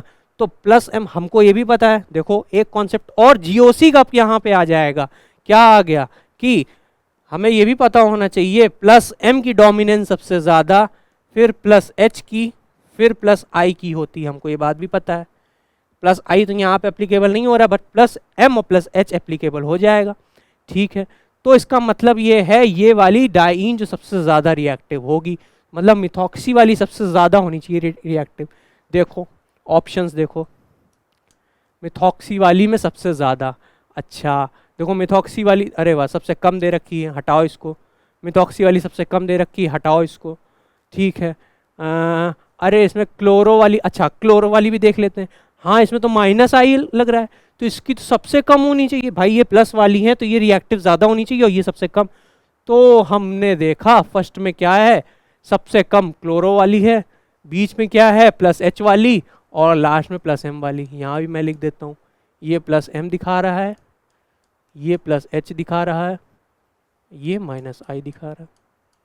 तो इसी के साथ ऑप्शन ए क्लियर, खत्म। क्या क्या क्लियर हुआ देखो इस पर्टिकुलर नेट 2019 का। ऐसा नहीं कि क्वेश्चन आया मैंने सॉल्व कराया खत्म, कितने सारे कॉन्सेप्ट क्लियर हुए। पहला कॉन्सेप्ट ये क्लियर हुआ डाइईन का। उससे पहले मैंने ये बताया मैलिक एनाइड्राइड देख के डरना नहीं है, क्वेश्चन फिर से पढ़ना है, रिएक्टिविटी ऑफ डाइईन पूछी है। तो रिएक्टिविटी ऑफ डाइईन जब पूछी गई है तो हमको पता चल गया। फिर उसके बाद यहाँ पे क्या लिखा है, यहाँ पे लिखा है क्लोरोब्यूटा, पेंटा एंड मिथॉक्सी। आपको पता होना चाहिए कि ये कंपाउंड की फंक्शनल ग्रुप क्या होते हैं, आपको पता है, जीओसी में जाओगे पता कर लोगे। फिर उसके बाद वहाँ पे आप लगाओगे इफेक्ट माइनस आई प्लस एच प्लस एम, आपको पता होना चाहिए किसका क्या इफेक्ट होता है, कौन सा डोमिनेटिंग होता है। तीसरा कॉन्सेप्ट। चौथा कॉन्सेप्ट आपको पता होना चाहिए डाइईन और डाइनोफाइल में डिफरेंस, किसमें इलेक्ट्रॉन विड्रॉइंग ग्रुप लगा होना चाहिए और किसमें इलेक्ट्रॉन डोनेटिंग ग्रुप। चार कॉन्सेप्ट। पांचवा कॉन्सेप्ट आपको पता होना चाहिए ईजेड का। अगर ईजेड नहीं पता होगा फिर गलत हो सकता है, इस क्वेश्चन में नहीं गलत हुआ है, नेक्स्ट क्वेश्चन में हो सकता है गलत हो जाए। पांच कॉन्सेप्ट, तो एक क्वेश्चन से पांच कॉन्सेप्ट आपके बच्चों आज की तारीख में क्लियर हो रहे हैं, इससे अच्छी क्या बात है। ऐसे ही रिवीजन किया जाता है, ऐसे ही कम दिनों में ज़्यादा से ज़्यादा रिवाइज किया जाता है। देखो आपकी जीओसी कवर हो गई, आपकी पेरिसाइक्लिक कवर हो गई, आपके ये सब कॉन्सेप्ट्स कवर हो गए, है ना। तो ऐसे ही रिवाइज करा करो, ऐसे ही आगे बढ़ो, ठीक है। चलो ये क्वेश्चन सॉल्व हो गया, आगे बढ़ते हैं। आगे क्या है, अच्छा ये क्वेश्चन आया है गेट 2016 में आया है। क्या कह रहा है, the most appropriate starting material for one step synthesis, अच्छा of the compound one, one step synthesis of compound one. ये कंपाउंड दिया गया है हमें, ये कंपाउंड हमें दिया गया है कि इसका हमें स्टार्टिंग मटेरियल फाइंड करना है, ठीक है, इसका स्टार्टिंग मटेरियल फाइंड करना। अब यहाँ पे भी हमें क्या दे रखा है, अच्छा हम यहाँ पे प्लस लगा दें सब जगह, हम यहाँ पे प्लस लगा दें, शायद प्लस लगाना भूल गया होगा एग्जामिनर, कोई दिक्कत नहीं, हमको पता है, कोई दिक्कत नहीं। ये हमारे क्या है डाइईन्स हैं, ये क्या है डाइईन है, ये क्या है डाइईन है, ये क्या है डाइनोफाइल है, यहाँ पे ये डाइईन है, ठीक। अब हमें ये बात पता है, मैं फिर से लिख देता हूँ कि जो हमारी डाइईन है उसके साथ कौन सा ग्रुप लगा होना चाहिए, इलेक्ट्रॉन डोनेटिंग ग्रुप लगा होना चाहिए। और जो हमारी डाइनोफाइल है उसके साथ कौन सा ग्रुप लगा होना चाहिए, इलेक्ट्रॉन विड्रॉइंग ग्रुप लगा होना चाहिए, ठीक है। मैं बार बार रिपीट करता हूं तभी मुझे याद होता है, ऐसे आपको भी रिपीट करते रहना है और हर कॉन्सेप्ट आपको ऐसे ही अच्छे से रिवाइज हो जाएगा, फिंगर टिप्स में हो जाएगा, एग्जाम डे तक आते हैं तो एग्जामिनेशन हॉल में सारे क्वेश्चन धड़ धड़ धड़ धड़ सॉल्व करते चले जाओगे, कोई दिक्कत नहीं। तब देखो ये हमें डाइईन दी गई है, अच्छा ये हमें डाइईन दी गई है, ये हमें डाइईन दी गई, अरे नहीं ये नहीं नहीं नहीं नहीं ये तो डाइनोफाइल है, अच्छा सर ने गलती कर दी, ये डाइनोफाइल है ये डाइईन है, यहाँ पे दो डाइईन दिख रही है, ठीक कोई दिक्कत नहीं, कोई दिक्कत नहीं, अभी कोई कुछ नहीं बिगड़ा है, ये डाइनोफाइल है ये डाइईन है, ठीक है। आप देख रहे हो कि डाइईन के पास हमारे पास क्या होना चाहिए, इलेक्ट्रॉन डोनेटिंग ग्रुप होना चाहिए, इलेक्ट्रॉन डोनेटिंग ग्रुप। तो यहाँ पे डाइईन सिंपल सी डाइईन लगी है, कोई दिक्कत नहीं, मैं यहाँ पे लिख दे रहा हूँ, मैं यहाँ पे लिख देता हूँ रेड पेन से, ये सिंपल डाइईन है, सिंपल डाइईन, ठीक, कुछ दिक्कत, कोई दिक्कत नहीं, कोई नाराज नहीं होगा। ये क्या है, अरे वाह, diene plus electron donating group, अरे वाह ठीक है। और यहाँ पे क्या है, ये तो डाइनोफाइल में लगे हुए हैं डोनेटिंग ग्रुप, तो क्या ये हो सकता है, नहीं, ये तो पहले ही कट गया। डाइनोफाइल में इलेक्ट्रॉन विड्रॉइंग ग्रुप, इसके लूमों में ऑलरेडी ये इलेक्ट्रॉन भेज देंगे बच्चों, तो कहाँ से इसका होमो यहाँ पे इलेक्ट्रॉन्स दे पाएगा, रिएक्शन ही नहीं हो पाएगी। मैंने सब विस्तार से पढ़ाया पेरिसाइक्लिक रिएक्शन में, पढ़ लेना जाके, अभी मैं बोल रहा हूं तो सुनो, ठीक। ये हो गया। अब यहाँ पे क्या है, चलो यहाँ पे हो सकता है, क्योंकि यहाँ पे हमें क्या दे रखी है, सिंपल डाइनोफाइल दे रखा है। क्या सिंपल डाइनोफाइल दे रखा है, कोई दिक्कत नहीं है। इलेक्ट्रॉन डोनेटिंग ग्रुप तो लगा ही नहीं होना चाहिए डाइनोफाइल में, लेकिन सिंपल है तो मे भी हो सकता है। बट अरे यहाँ पे तो खिलवाड़ हो गया, जो हमारी डाइईन थी उसके साथ क्या हो गया, इलेक्ट्रॉन विड्रॉइंग। हाँ देख रहे हो, ये जो O लगा है ये रेजोनेंस से इसकी इलेक्ट्रॉन डेंसिटी खींच रहा है। इलेक्ट्रॉन डेंसिटी खींच रहा है मतलब ये इलेक्ट्रॉन विड्रॉइंग ग्रुप के जैसे एक्ट कर रहा है। इलेक्ट्रॉन विड्रॉइंग ग्रुप के जैसे एक्ट कर रहा है मतलब ये डाइईन हमारी नहीं कारगर है, ये काम हमें नहीं दे सकती। ठीक, ये दो ऑप्शन कट गए। कैसे कट गए, आपको जब ये कॉन्सेप्ट पता होगा तब ना, होमो लूमो का कॉन्सेप्ट पता होगा तब ना। नहीं पता है, भूल गए हो, जाओ लेक्चर में देखो जाके, कोई दिक्कत नहीं। ये सिंपल है, ये क्या है, डोनेटिंग ग्रुप के साथ है, तो आपको पता है। आप देखो कि यहाँ पे सेम दोनों दिए गए, कोई दिक्कत नहीं। सेम नहीं, उल्टा देखो यहाँ पे, ये देखो ये डाइनोफाइल के साथ यहाँ पे एमी लगा हुआ है। वाह, ये भी तो डोनेटिंग है, ये भी तो कहीं ना कहीं डोनेट कर रहा होगा। और यहाँ पे अच्छी सी एक रिंग लगी हुई है, कोई दिक्कत नहीं है। आप देख रहे हो आपके यहाँ पे भी एक रिंग बनी हुई है, क्या ये ठीक है, यहाँ पे एक रिंग बनी हुई है। ये जो रिंग बन जाएगी इससे मिल जाएगी, ये वाला हमें इससे मिल जाएगा। ये डबल बॉन्ड यहाँ शिफ्ट होगा, ये यहाँ शिफ्ट होगा, ये इधर शिफ्ट होगा, और रिएक्शन ऐसे हो जाएगी, यहाँ पे डबल बॉन्ड आ जाएगा। नजर आ रहा है पूरा, प्लस यहाँ पे कंडीशन सेटिस्फाई हो रही है। ये जो हमारी डाइईन थी उसके साथ इलेक्ट्रॉन डोनेटिंग ग्रुप्स लगे हुए थे, एमी। ठीक है, क्लियर हो गया। तो इसका आंसर क्या हो जाएगा, डी हो जाएगा। कितना सिंपल था, कितना बड़ा क्वेश्चन लग रहा था, गेट में आया हुआ क्वेश्चन है, मतलब डरा देने वाला क्वेश्चन है। अरे बाप रे, इतना बड़ा ये कंपाउंड कैसे बनाएंगे, ये कैसे बनेगा स्ट्रक्चर, क्या दे रखा है, कुछ नहीं है। आपको कंडीशन पता होनी चाहिए ना। आप पढ़ के आए हो कि डाइईन में इलेक्ट्रॉन डोनेटिंग, डाइनोफाइल में इलेक्ट्रॉन विड्रॉइंग। ठीक है, तो डाइईन देखो, डाइईन देखी आपने, यहाँ पे ये तो डाइनोफाइल था, क्रॉस कर दिया, इसमें इलेक्ट्रॉन डोनेटिंग ग्रुप लगे थे।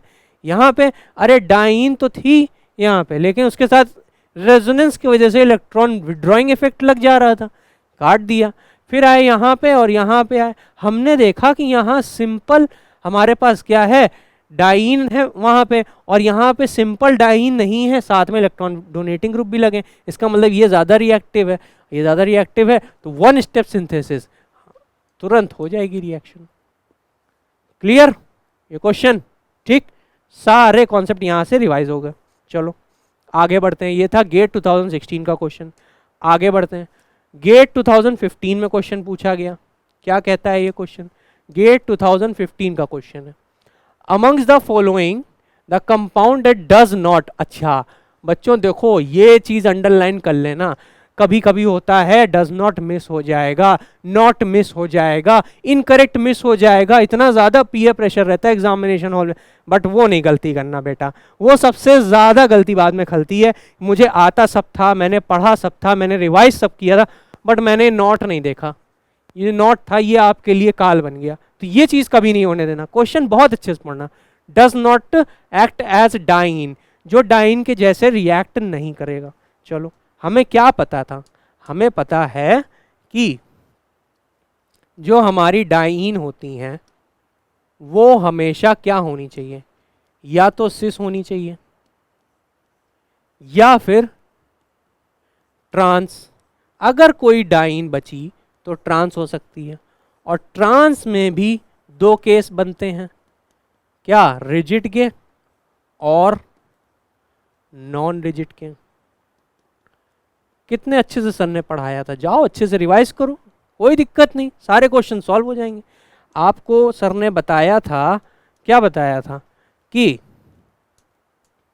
जो रिजिड वाले होते हैं वो रिएक्शन नहीं शो करेंगे, नॉन रिजिड वाले क्या करते हैं, ये होते हैं रोटेशन अलोंग सिंगल बॉन्ड। और जैसे ही ये रोटेशन कर देते हैं सिंगल बॉन्ड, तो ये किस में कन्वर्ट हो जाता है, सिस्डाइन में। हाँ बच्चों, नॉन रिजिड वाले क्या होते हैं, रोटेशन अलोंग सिंगल बॉन्ड, और ये किस में चेंज जाते हैं, सिस्डाइन में चेंज जाते हैं। और हमें पता है कि सिस वाला तो करता ही करता है और ट्रांस में नॉन रिजिड वाला भी करने लगा। ठीक है, ये चीज़ अच्छे से याद कर लो, ये फंडा बहुत अच्छे से। अभी देखो मैंने पहले भी रिवाइज कराया था, यहाँ मैं दोबारा बोल देता हूँ, कोई दिक्कत नहीं, ये बहुत अच्छे से पढ़ना।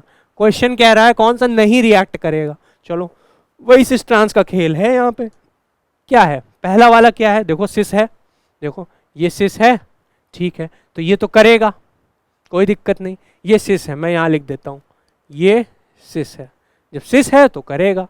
ये क्या है, ट्रांस है, अरे यार ये तो ट्रांस है, ये बेचारी रिएक्ट नहीं कर पाएगी डाइन। और ट्रांस में भी रिजिड है, कैसे रिजिड है, क्या ये सिंगल बॉन्ड के अलोंग रोटेट करके नीचे आ सकता है, नहीं, तो ये वाला बॉन्ड नहीं ब्रेक हो जाएगा, और ये बॉन्ड ब्रेक हुआ तो ये तो रिंग टूट जाएगी। तो ये कौन सा है, ये रिजिड ट्रांस है, ये रिजिड ट्रांस है, तो यही हो सकता है शायद रिएक्ट ना करे, तो ये वाला रिएक्ट नहीं करेगा। और आगे देखते हैं, अरे ये भी सिस है, हमें नजर आ रहा है, ये भी सिस है, ये रिएक्ट कर जाएगा, कोई दिक्कत नहीं। ये भी सिस है, ये भी रिएक्ट कर जाएगा, तो ऑप्शन हमारा कौन सा सही हुआ, रिजिड ट्रांस वाला। उसने सिर्फ और सिर्फ ये पूछा था क्या, कौन सी डाइन रिएक्ट नहीं करेगी। सर ने बता दिया सिस सिस सिस, और सर ने ये भी बता दिया कि ये ट्रांस है, और ट्रांस की वजह से भी क्यों, क्योंकि ये क्या है, रिजिड ट्रांस है। सर ने बताया कि रिजिड ट्रांस वाली जो स्पीशीज होती हैं, डाइन्स होती हैं, वो रिएक्ट नहीं करती, क्योंकि सिंगल बॉन्ड के लॉन्ग रोटेशन नहीं पॉसिबल है। देख लो, क्या यहाँ पॉसिबल है रोटेशन, क्या यहाँ पे पॉसिबल है, नहीं पॉसिबल है। अगर ये ऐसे करके रोटेट करके ये यहाँ बॉन्ड बनाना चाहेगा, तो बेटा ये वाला बॉन्ड तो टूट जाएगा ना, और ये वाला बॉन्ड टूटेगा तो मतलब क्या हो जाएगा, रिंग रप्चर हो जाएगा। रिंग रप्चर का मतलब ये जो रिंग बनी है 1 2 3 4 5 मेंबर की साइक्लिक रिंग बनी है, ये टूट जाएगी, बेकार हो जाएगी, लीनियर स्ट्रक्चर आ जाएगा, इस वो तो कभी आने ही नहीं देगा। इससे बेटर था रिंग में पड़ा हुआ था। ठीक है, ना रिएक्ट करे वो ठीक है, लेकिन रिंग नहीं तोड़ेगा। रिजिड जो ट्रांस होते हैं वो नहीं कभी अपने तोड़ेंगे रिंग, और रिएक्ट करेंगे, है ना, याद हो गया। चलो नॉन रिजिड का केस याद रखना अच्छे से। अब आगे बढ़ते हैं, तो आगे जो क्वेश्चन है वो आया हुआ है गेट 2011 में। देखेंगे क्या कहता है, the diene which undergoes Diels Alder reaction in with maleic anhydride. अब फिर यहाँ मैलिक एनाइड आ गया, अब बच्चे फिर कंफ्यूज हो जाएंगे। नहीं कंफ्यूज होना है यार, मैलिक एनाइड से हमें मतलब नहीं है, वो क्या है, हमारा डाइनोफाइल है। हमसे पूछा गया कौन सी डाइन नहीं रिएक्ट करेगी, तुम्हारा मन कर रहा है गूगल कर लो, मैलिक एनाइड का स्ट्रक्चर देख लो, कॉपी में नोट कर लो, ऐसे ही रिवीजन होता है, ठीक है ना, कोई दिक्कत नहीं। बट इस पर्टिकुलर क्वेश्चन की क्या नेसेसिटी है, इसकी ये नेसेसिटी है कि आपको पता होना चाहिए कि कौन सी रिएक्शन है, तो यही वाली रिएक्शन होगी, क्या ये वाली कंडीशन फॉलो करेगी, सिर्फ ट्रांस, और ट्रांस में भी कौन सा, नॉन रिजिड होना चाहिए। और देखते हैं, अरे वाह, चलो पीछे से देखना स्टार्ट करें, स्टार्टिंग देखेंगे तो आंसर पहले ही आ जाएगा। भाई मैंने तो देख लिया, आई एम योर एडुकेटर, मुझे पता है। अब आप लोग लगाओ, देखो ये क्या है, ये देखो ये ट्रांस है, देखो ये ट्रांस है। चलो सर ये तो ट्रांस निकली,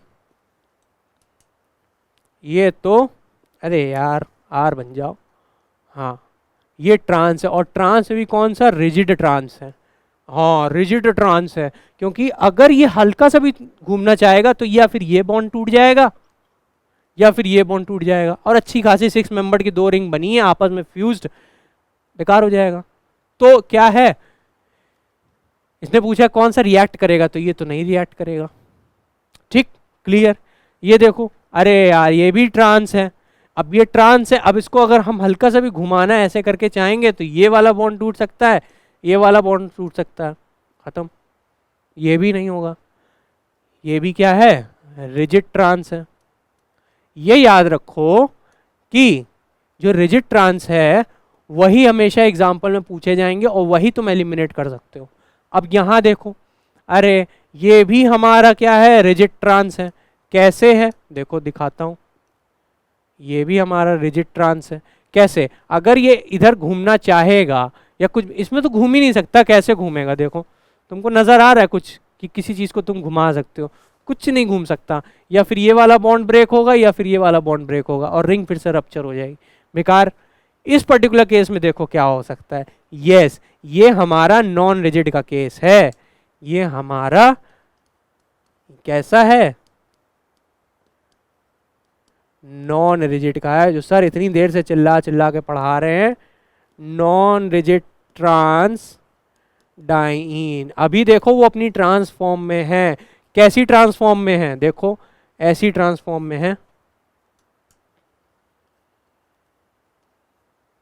ये यहां पे डबल बॉन्ड, ये ऐसे और ये ऐसे। अब क्या होगा, इसमें देखो सिंगल बॉन्ड है और इसके अलोंग क्या हो जाएगा, रोटेशन हो जाएगा। हाँ बच्चों, और रोटेट होके हमारे पास क्या मिलेगा, हमको मिलेगा ये स्ट्रक्चर, ये ऐसे ऐसे, ये ऐसे और ऐसे। और अब की बार हमें नजर आ रहा है ये सिस है। ये क्या थी हमारी, ये हमारी थी नॉन रिजिड, ये हमारी क्या थी, नॉन रिजिड ट्रांस डाइन, और ये क्या बन गई, सिस डाइन बन गई, सिस डाइन बन गई, और इट विल रिएक्ट। ठीक है, ये रिएक्ट कर जाएगी, देखो ये सिस है ना, सिस है, ये रिएक्ट कर जाएगी, सिंगल बॉन्ड के अलोंग क्या हो गया, रोटेशन हो गया। मैं ये भी लिख देता हूं, रोटेशन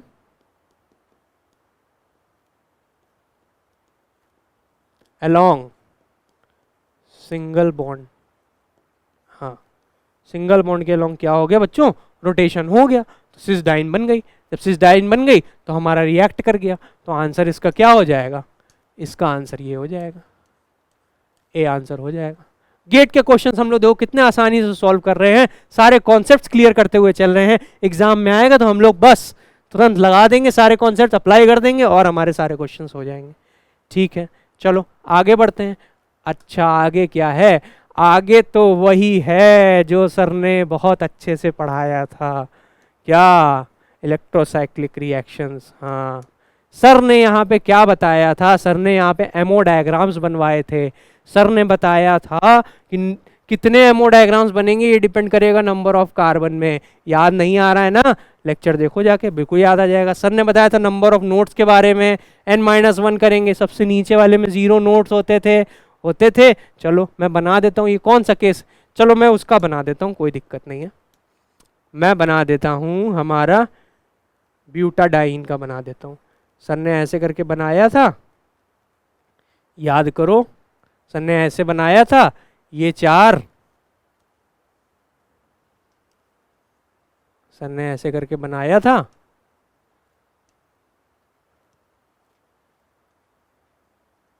ये ऐसे, ये ऐसे, ये सब p ऑर्बिटल सर ने बनाए थे, एमओ बनाए थे। सर ने बोला था ब्यूटाडाइन है, क्योंकि यहाँ पे 4 कार्बन है तो इसके 4 एमओ बनेंगे, सर ने बोला था।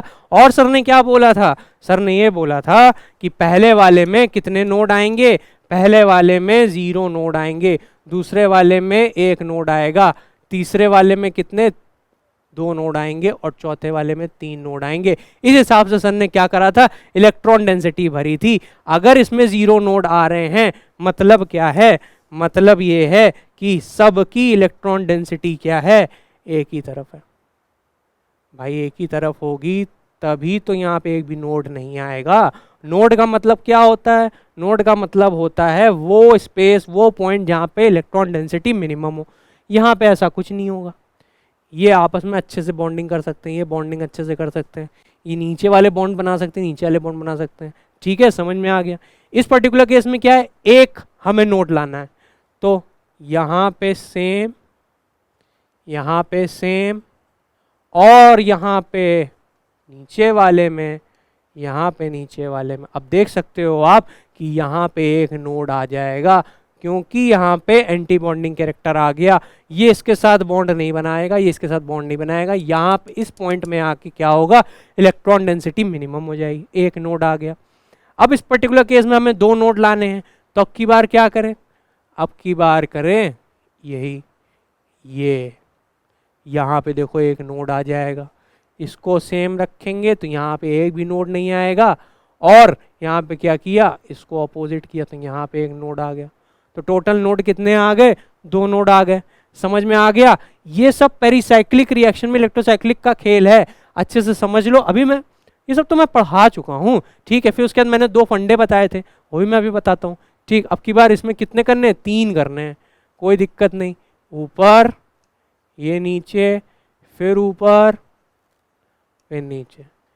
कहने का मतलब ये है कि जैसे जैसे हम लोग ऊपर बढ़ेंगे वैसे वैसे क्या होगा, एंटी बॉन्डिंग कैरेक्टर ज़्यादा इंक्रीज होता जाएगा। इधर बॉन्डिंग कैरेक्टर ज़्यादा था, मतलब ये वाली कॉन्फ़िगरेशन ज़्यादा स्टेबल थी।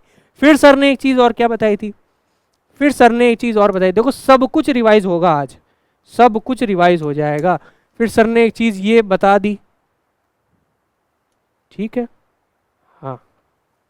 फिर सर ने एक चीज़ और बताई थी, कॉन और डिस रोटेशन सर ने बताया था, 2 टाइप के रोटेशन बताए थे, कॉन रोटेशन और डिस रोटेशन, ठीक है। ये सर ने कैसे बताया था, सर ने बताया था सपोज करो हमारे पास ये 2 ऑर्बिटल पड़े हुए हैं, ठीक है, इसकी इलेक्ट्रॉन डेंसिटी ऊपर की तरफ है, ठीक, और इसकी भी इलेक्ट्रॉन डेंसिटी ऊपर की तरफ है। तो अब इन दोनों को हमें बॉन्डिंग करानी है। ये हमारे 2, सपोज करो ये हमारे 2 p ऑर्बिटल हैं, ठीक है, इसकी ऊपर वाली दोनों लोब में इलेक्ट्रॉन डेंसिटी है, ठीक है। तो अगर हमें इसकी क्या करवानी है, अगर बॉन्डिंग करानी है तो इन दोनों को पास लाना पड़ेगा। तो इस टाइप का जो मोशन सर ने बताया था, इस टाइप का मतलब क्या, ऐसे, और सर ने बताया था एक ऐसे वाला मोशन। तो ये वाला मोशन जो हो रहा था वो कौन हो रहा था, और ये वाला कौन सा होता है, डिस होता है, ठीक है, सर ने बताया था। तो क्या यहाँ पे कॉन रोटेशन होगा, नहीं, इस पर्टिकुलर केस में कॉन रोटेशन होगा।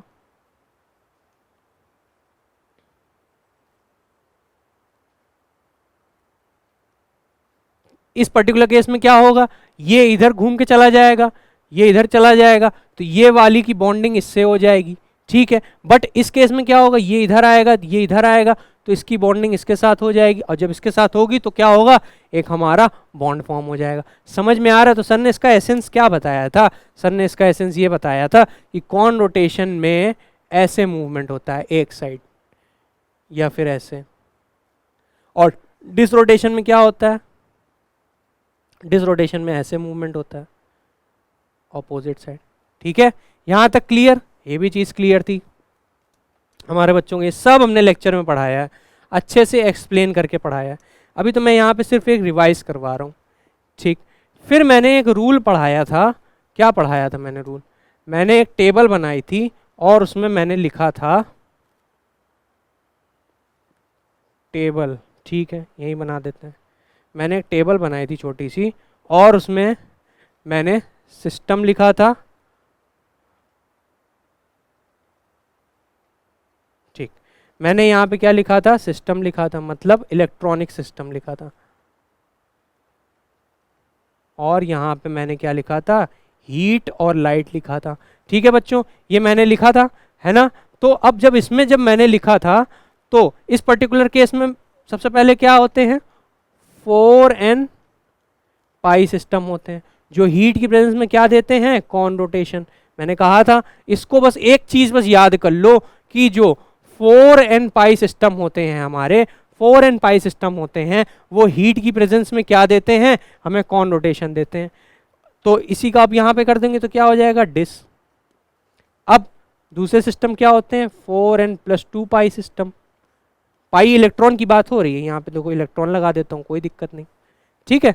तो यहाँ पे ये क्या देंगे, डिस रोटेशन देंगे, और यहाँ पे क्या देंगे, कॉन रोटेशन देंगे। देखो कितने सारे कॉन्सेप्ट सर ने एक क्वेश्चन में पढ़ा डाले, पहले ये पढ़ाया, फिर ये बताया, फिर ये बताया, ठीक है। अभी एक सर ने और ट्रिक बताई थी, कौन सी ट्रिक बताई थी, वो भी यहाँ पे लिख देते हैं सर, क्या लिख देते हैं, ओडीसी ट्रिक लिख देते हैं। हाँ, सर ने ओडीसी ट्रिक बताई थी, ऑपोजिट या सेम, यहाँ पे क्या लिखा था सर ने, ऑपोजिट या सेम।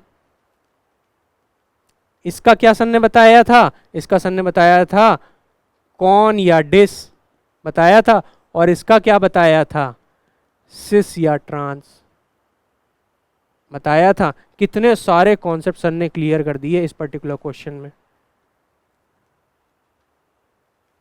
है ना।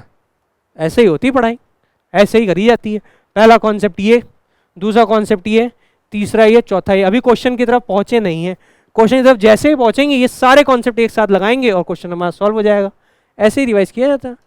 देखो क्या लिखा है क्वेश्चन में, व्हाइट पेन ले लेते हैं। क्वेश्चन में लिखा है कंडीशन बतानी है हमें, इससे हमें ये फाइंड करना है। देखने में बच्चों को बहुत कठिन लग रहा होगा, टाइफर का क्वेश्चन है, कोई दिक्कत नहीं है, बहुत आसानी से भी देखो सॉल्व करेंगे। सबसे पहले ये देखो कार्बन काउंट करो, सबसे पहले कार्बन काउंट करो, 1 2 3 4, इधर काउंट करो जरा, 1 2 3 4। हाँ मतलब 4th नंबर कार्बन ये है, मतलब इसके साथ यहाँ कुछ खेल हो रहा है। यहाँ पे मैंने गोला बना लिया, बिल्कुल देखो सिंपल स्टेप बाय स्टेप मैं समझा रहा हूँ। इसको मैंने गोला बना लिया, फिर उसके बाद इधर बढ़ो, 1 के बाद 2 2, मतलब इसके साथ कुछ खेल हो रहा है। मतलब हमारा क्या है, मतलब ये है कि अरे ये दोनों फ्यूज कर रहे हैं आपस में। अब इसको फ्यूज करने की कंडीशन हमको बतानी है।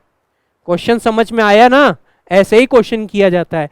प्रोडक्ट आपको दिया गया है, प्रोडक्ट में क्या है, आपने नंबरिंग करी 1 2 3 4, 1 2 3 4, आपने देखा 4 नंबर कार्बन इस वाले 2 से, इधर के 2 नंबर से फ्यूज है, मतलब इन दोनों के बीच में रिएक्शन हो रही है। हाँ तो अब कुछ नहीं, अब तो कुछ बचा ही नहीं। आपने देखा, अब देखो हमारी ये क्या है, ये हमारी पूरी एक साइक्लाइजेशन अभी कराने जा रही है। तो आप यहाँ पे देखोगे मैंने बताया था पहले, सबसे पहले आपको क्या निकालना है, कौन सा सिस्टम है।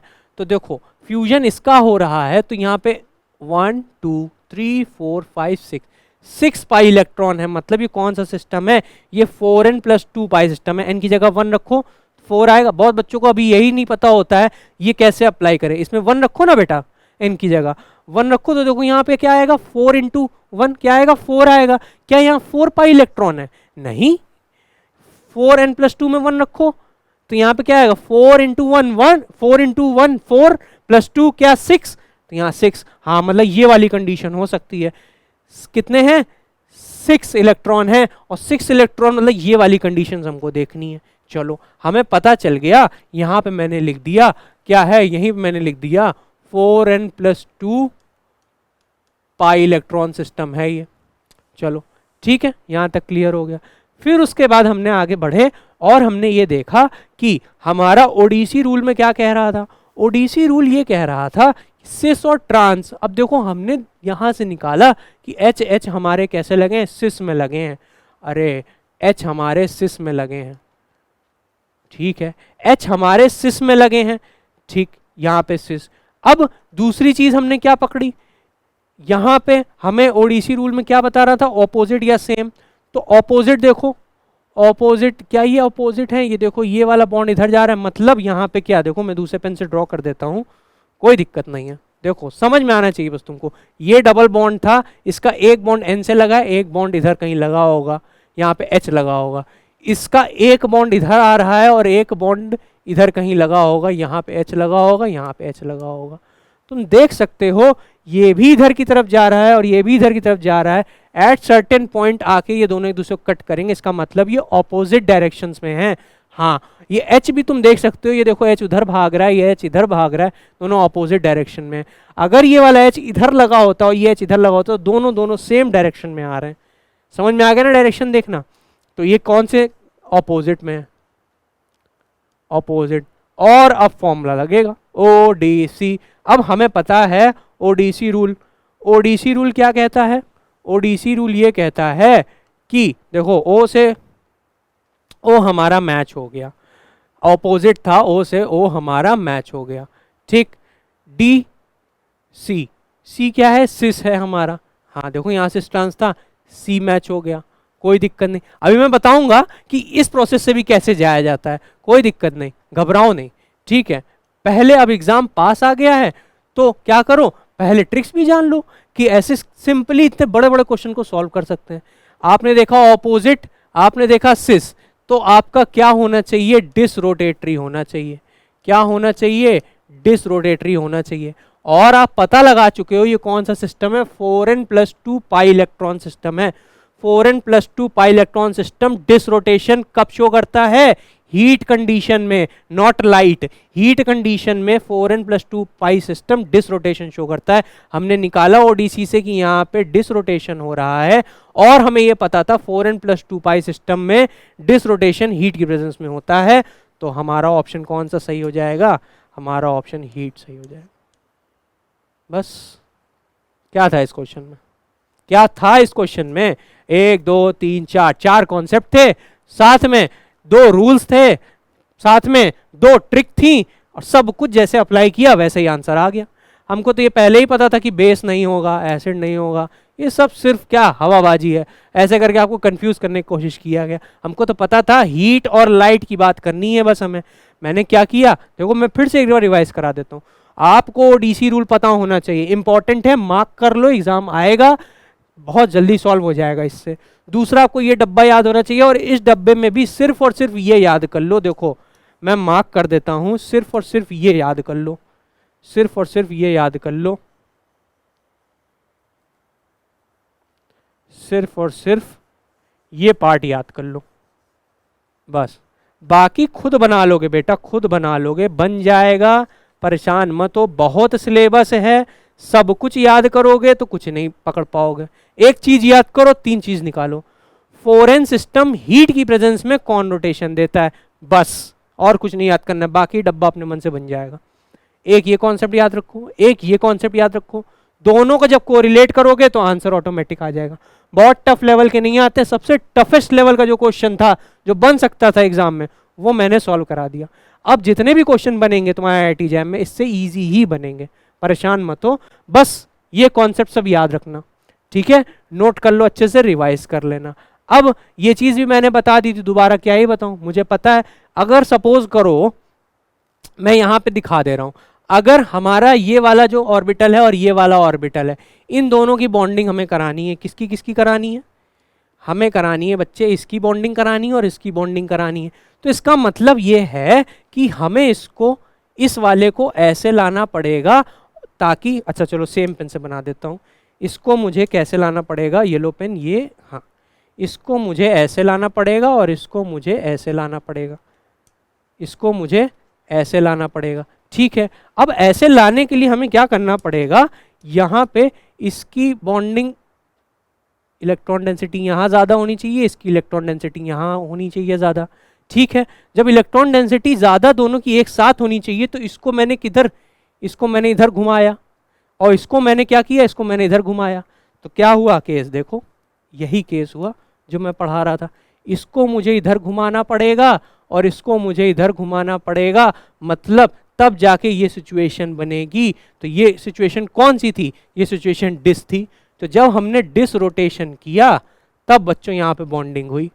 समझ में आ गया ना? हाँ, यही खेल था, कोई दिक्कत नहीं। अब इस केस में अगर हमें बॉन्डिंग करानी है तो क्या करना पड़ेगा भाई, इसको इधर करना, तभी तो ये इधर जाएगा, तभी तो देखो ये वाला ऐसे बॉन्ड बनेगा, देखो ये वाला ऑर्बिटल ऐसे लेट जाएगा आके, और ये खाली वाला इधर रहेगा, भरा वाला इधर रहेगा। अच्छा, दूसरे पेन से दिखा देते हैं इलेक्ट्रॉन डेंसिटी, वरना तुम नाराज हो जाओगे। लो, ठीक है, यहाँ पे ऐसे था, ठीक। और इसको क्या हो गया, इसको जब हमने ऐसे लिटाया तो इसको हमें ऐसे लिटाना पड़ेगा भाई, इसको ऐसे लिटाओगे तभी तो ये खाली वाला इधर आएगा, और जैसे ही खाली वाला इधर आएगा हमारी क्या हो जाएगी, बॉन्डिंग हो जाएगी। बस यही खेल है पेरिसाइक्लिक में इलेक्ट्रोसाइक्लिक रिएक्शन का। तो यहाँ पे ये कौन से टाइप का रोटेशन हुआ, यहाँ पे कौन टाइप का रोटेशन हुआ, देखो दोनों सेम साइड जा रहे हैं ना, दोनों सेम साइड जा रहे हैं, कौन सा, कौन रोटेशन हुआ। ठीक है, समझ में आ गया, फंडा क्लियर। चलो आगे बढ़ते हैं। अच्छा, आगे कितने क्वेश्चन है? अच्छा, एक क्वेश्चन, लास्ट क्वेश्चन हमारा बचा हुआ है, और इस पर्टिकुलर क्वेश्चन में देखें क्या लिखा है, कहाँ आया हुआ, अरे वाह, ये भी टाइफर का क्वेश्चन है, ये भी टाइफर का क्वेश्चन है। टाइफर के क्वेश्चन बहुत अच्छे लेवल के होते हैं, इसको आप सॉल्व कर लो। अच्छा, ज़्यादा आपको फाइंड करने की जरूरत नहीं है, जो मैं लेके आया बस वही सॉल्व कर लो, इससे सारे के सारे कॉन्सेप्ट ऐसे ही क्लियर हो जाएंगे।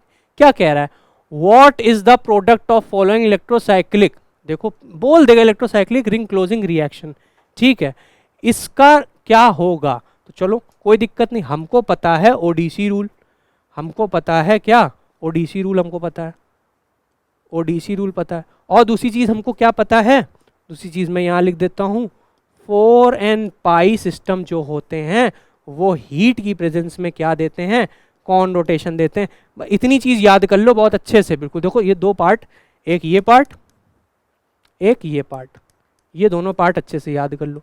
अब जब तुमने ये याद कर लिया तो अब देख रहे हो ऊपर ये क्या है, देखो इसका हाइड्रोजन इधर लगा होगा कहीं, इसका हाइड्रोजन इधर लगा होगा कहीं, इसका मतलब ये सब्स्टिट्यूएंट क्या है, ऑपोजिट साइड में लगे हैं। हाँ, इसका मतलब ये क्या है, ये ऑपोजिट साइड में लगे हुए हैं। ठीक, ये बात क्लियर हो गई। इसका मतलब हमारा ये है कि ऑपोजिट मैच कर गया हमारा, क्या ऑपोजिट हमारा मैच कर गया। ठीक, अब हीट की प्रेजेंस में तुम देख रहे हो यहाँ पे क्या है, यहाँ पे 4n सिस्टम है, यहाँ 1 रखो, यहाँ 1 रखो, तो 4 पाई इलेक्ट्रॉन आएगा ना। तो यहाँ पे कितने इलेक्ट्रॉन, देखो 2 पाई बॉन्ड है, तो यहाँ पे कितने इलेक्ट्रॉन आएंगे, 4 इलेक्ट्रॉन आएंगे। तो मतलब ये हीट की प्रेजेंस में कौन सा रोटेशन कर रहा होगा, कौन रोटेशन कर रहा होगा। तो जब यहाँ पे कौन रोटेशन हो रहा होगा तो क्या होगा, अब जब देखो ये कंडीशन एक और याद करो कि जब बच्चों देखो ये ओडीसी रूल क्या कहता है, ओडीसी रूल कहता है या तीनों सेम हो या कोई दो सेम हो, ठीक है तब भी चलेगा। तो ओ हमारा सेम रहा तो अब की बार सी को भी बदलना पड़ेगा। तुम देख रहे हो कि ऑपोजिट डिस रोटेशन के केस में सिस बनता है प्रोडक्ट, तो ऑपोजिट कॉन रोटेशन के केस में क्या बनेगा, ट्रांस बनेगा। ठीक है, देखो दोनों फंडा तुम्हारे यूज हो गए। तुमको पता चल गया कि कौन रोटेशन यहाँ पे अप्लाई हो रहा था, इसकी वजह से हीट की वजह से यहाँ पे कौन रोटेशन होगा ना। फिर उसके बाद तुमको पता चल गया यहाँ पे ट्रांस होगा, और जैसे ही तुमको पता चला यहाँ ट्रांस होगा तुमने ऑप्शन टिक किया ए और आगे बढ़ गया, है ना। तो देखो तुमको आगे, अच्छा सी ऑप्शन भी है, बोथ ए एंड बी। क्या बी बनेगा, बी में तो सिस बना रखा है बेटा, ये कैसे बन जाएगा, ये नहीं बन सकता। ये कौन सा प्रोडक्ट है, ये हमारा ट्रांस प्रोडक्ट है, और ये हमारा कौन सा है, सिस प्रोडक्ट है। हमको पता है ट्रांस प्रोडक्ट ही बनेगा, और जब सिस प्रोडक्ट नहीं बनेगा तो ये दोनों ऑप्शन ऑटोमेटिक कट हो जाएंगे। हमको पता चल गया ये सही है। ठीक है, तो इस क्वेश्चन में हमने क्या क्या कॉन्सेप्ट सीखा, इस क्वेश्चन में हमने वही दो कॉन्सेप्ट अप्लाई किए, एक ओडीसी रूल और एक वो डब्बा वाला बड़ा सा, कौन सा, ये वाला, देखो ये वाला। इससे सिर्फ इस वाले पार्ट से देखो, सिर्फ अगर तुम्हें पता था तो वो वाला क्वेश्चन सॉल्व हो गया था। टाइफर का क्वेश्चन, टाइफर 2012 में आया हुआ। ये सब कॉन्सेप्ट रिपीट होते रहते हैं हर एग्जामिनेशन। ठीक है बच्चों, तो इसी के साथ आज की क्लास यहीं पे एंड करता हूँ। जैसा कि आपको पता है ये PYQ सेशन जो सीरीज़ है ये आपके लिए काफ़ी ज़्यादा इंपॉर्टेंट है। जैसे कि आज आपने देखा मैं क्वेश्चन लाया और फिर क्या किया, उससे रिलेटेड सराउंडिंग जितने कॉन्सेप्ट थे सारे मैंने क्लियर किए, सब कुछ कवर किया। तो ये सीरीज़ आपको हेल्प कर रही है एक कम ड्यूरेशन में ज़्यादा से ज़्यादा चीज़ें रिवाइज करने का। ठीक है, और आपको पता भी होना चाहिए क्या जो आप लोग पढ़ रहे हो वो सही पढ़ रहे हो, क्या वो अप्लाई कर पा रहे हो क्वेश्चंस में, क्या वो क्वेश्चंस पूछे जाते हैं। तो इन सब चीज़ों को एनालाइज करो, पढ़ते रहो, प्रैक्टिस करते रहो अच्छे से। एग्ज़ाम काफ़ी पास आ गया है, अच्छे से रहो, स्वस्थ रहो, और इसी के साथ थैंक यू सो मच।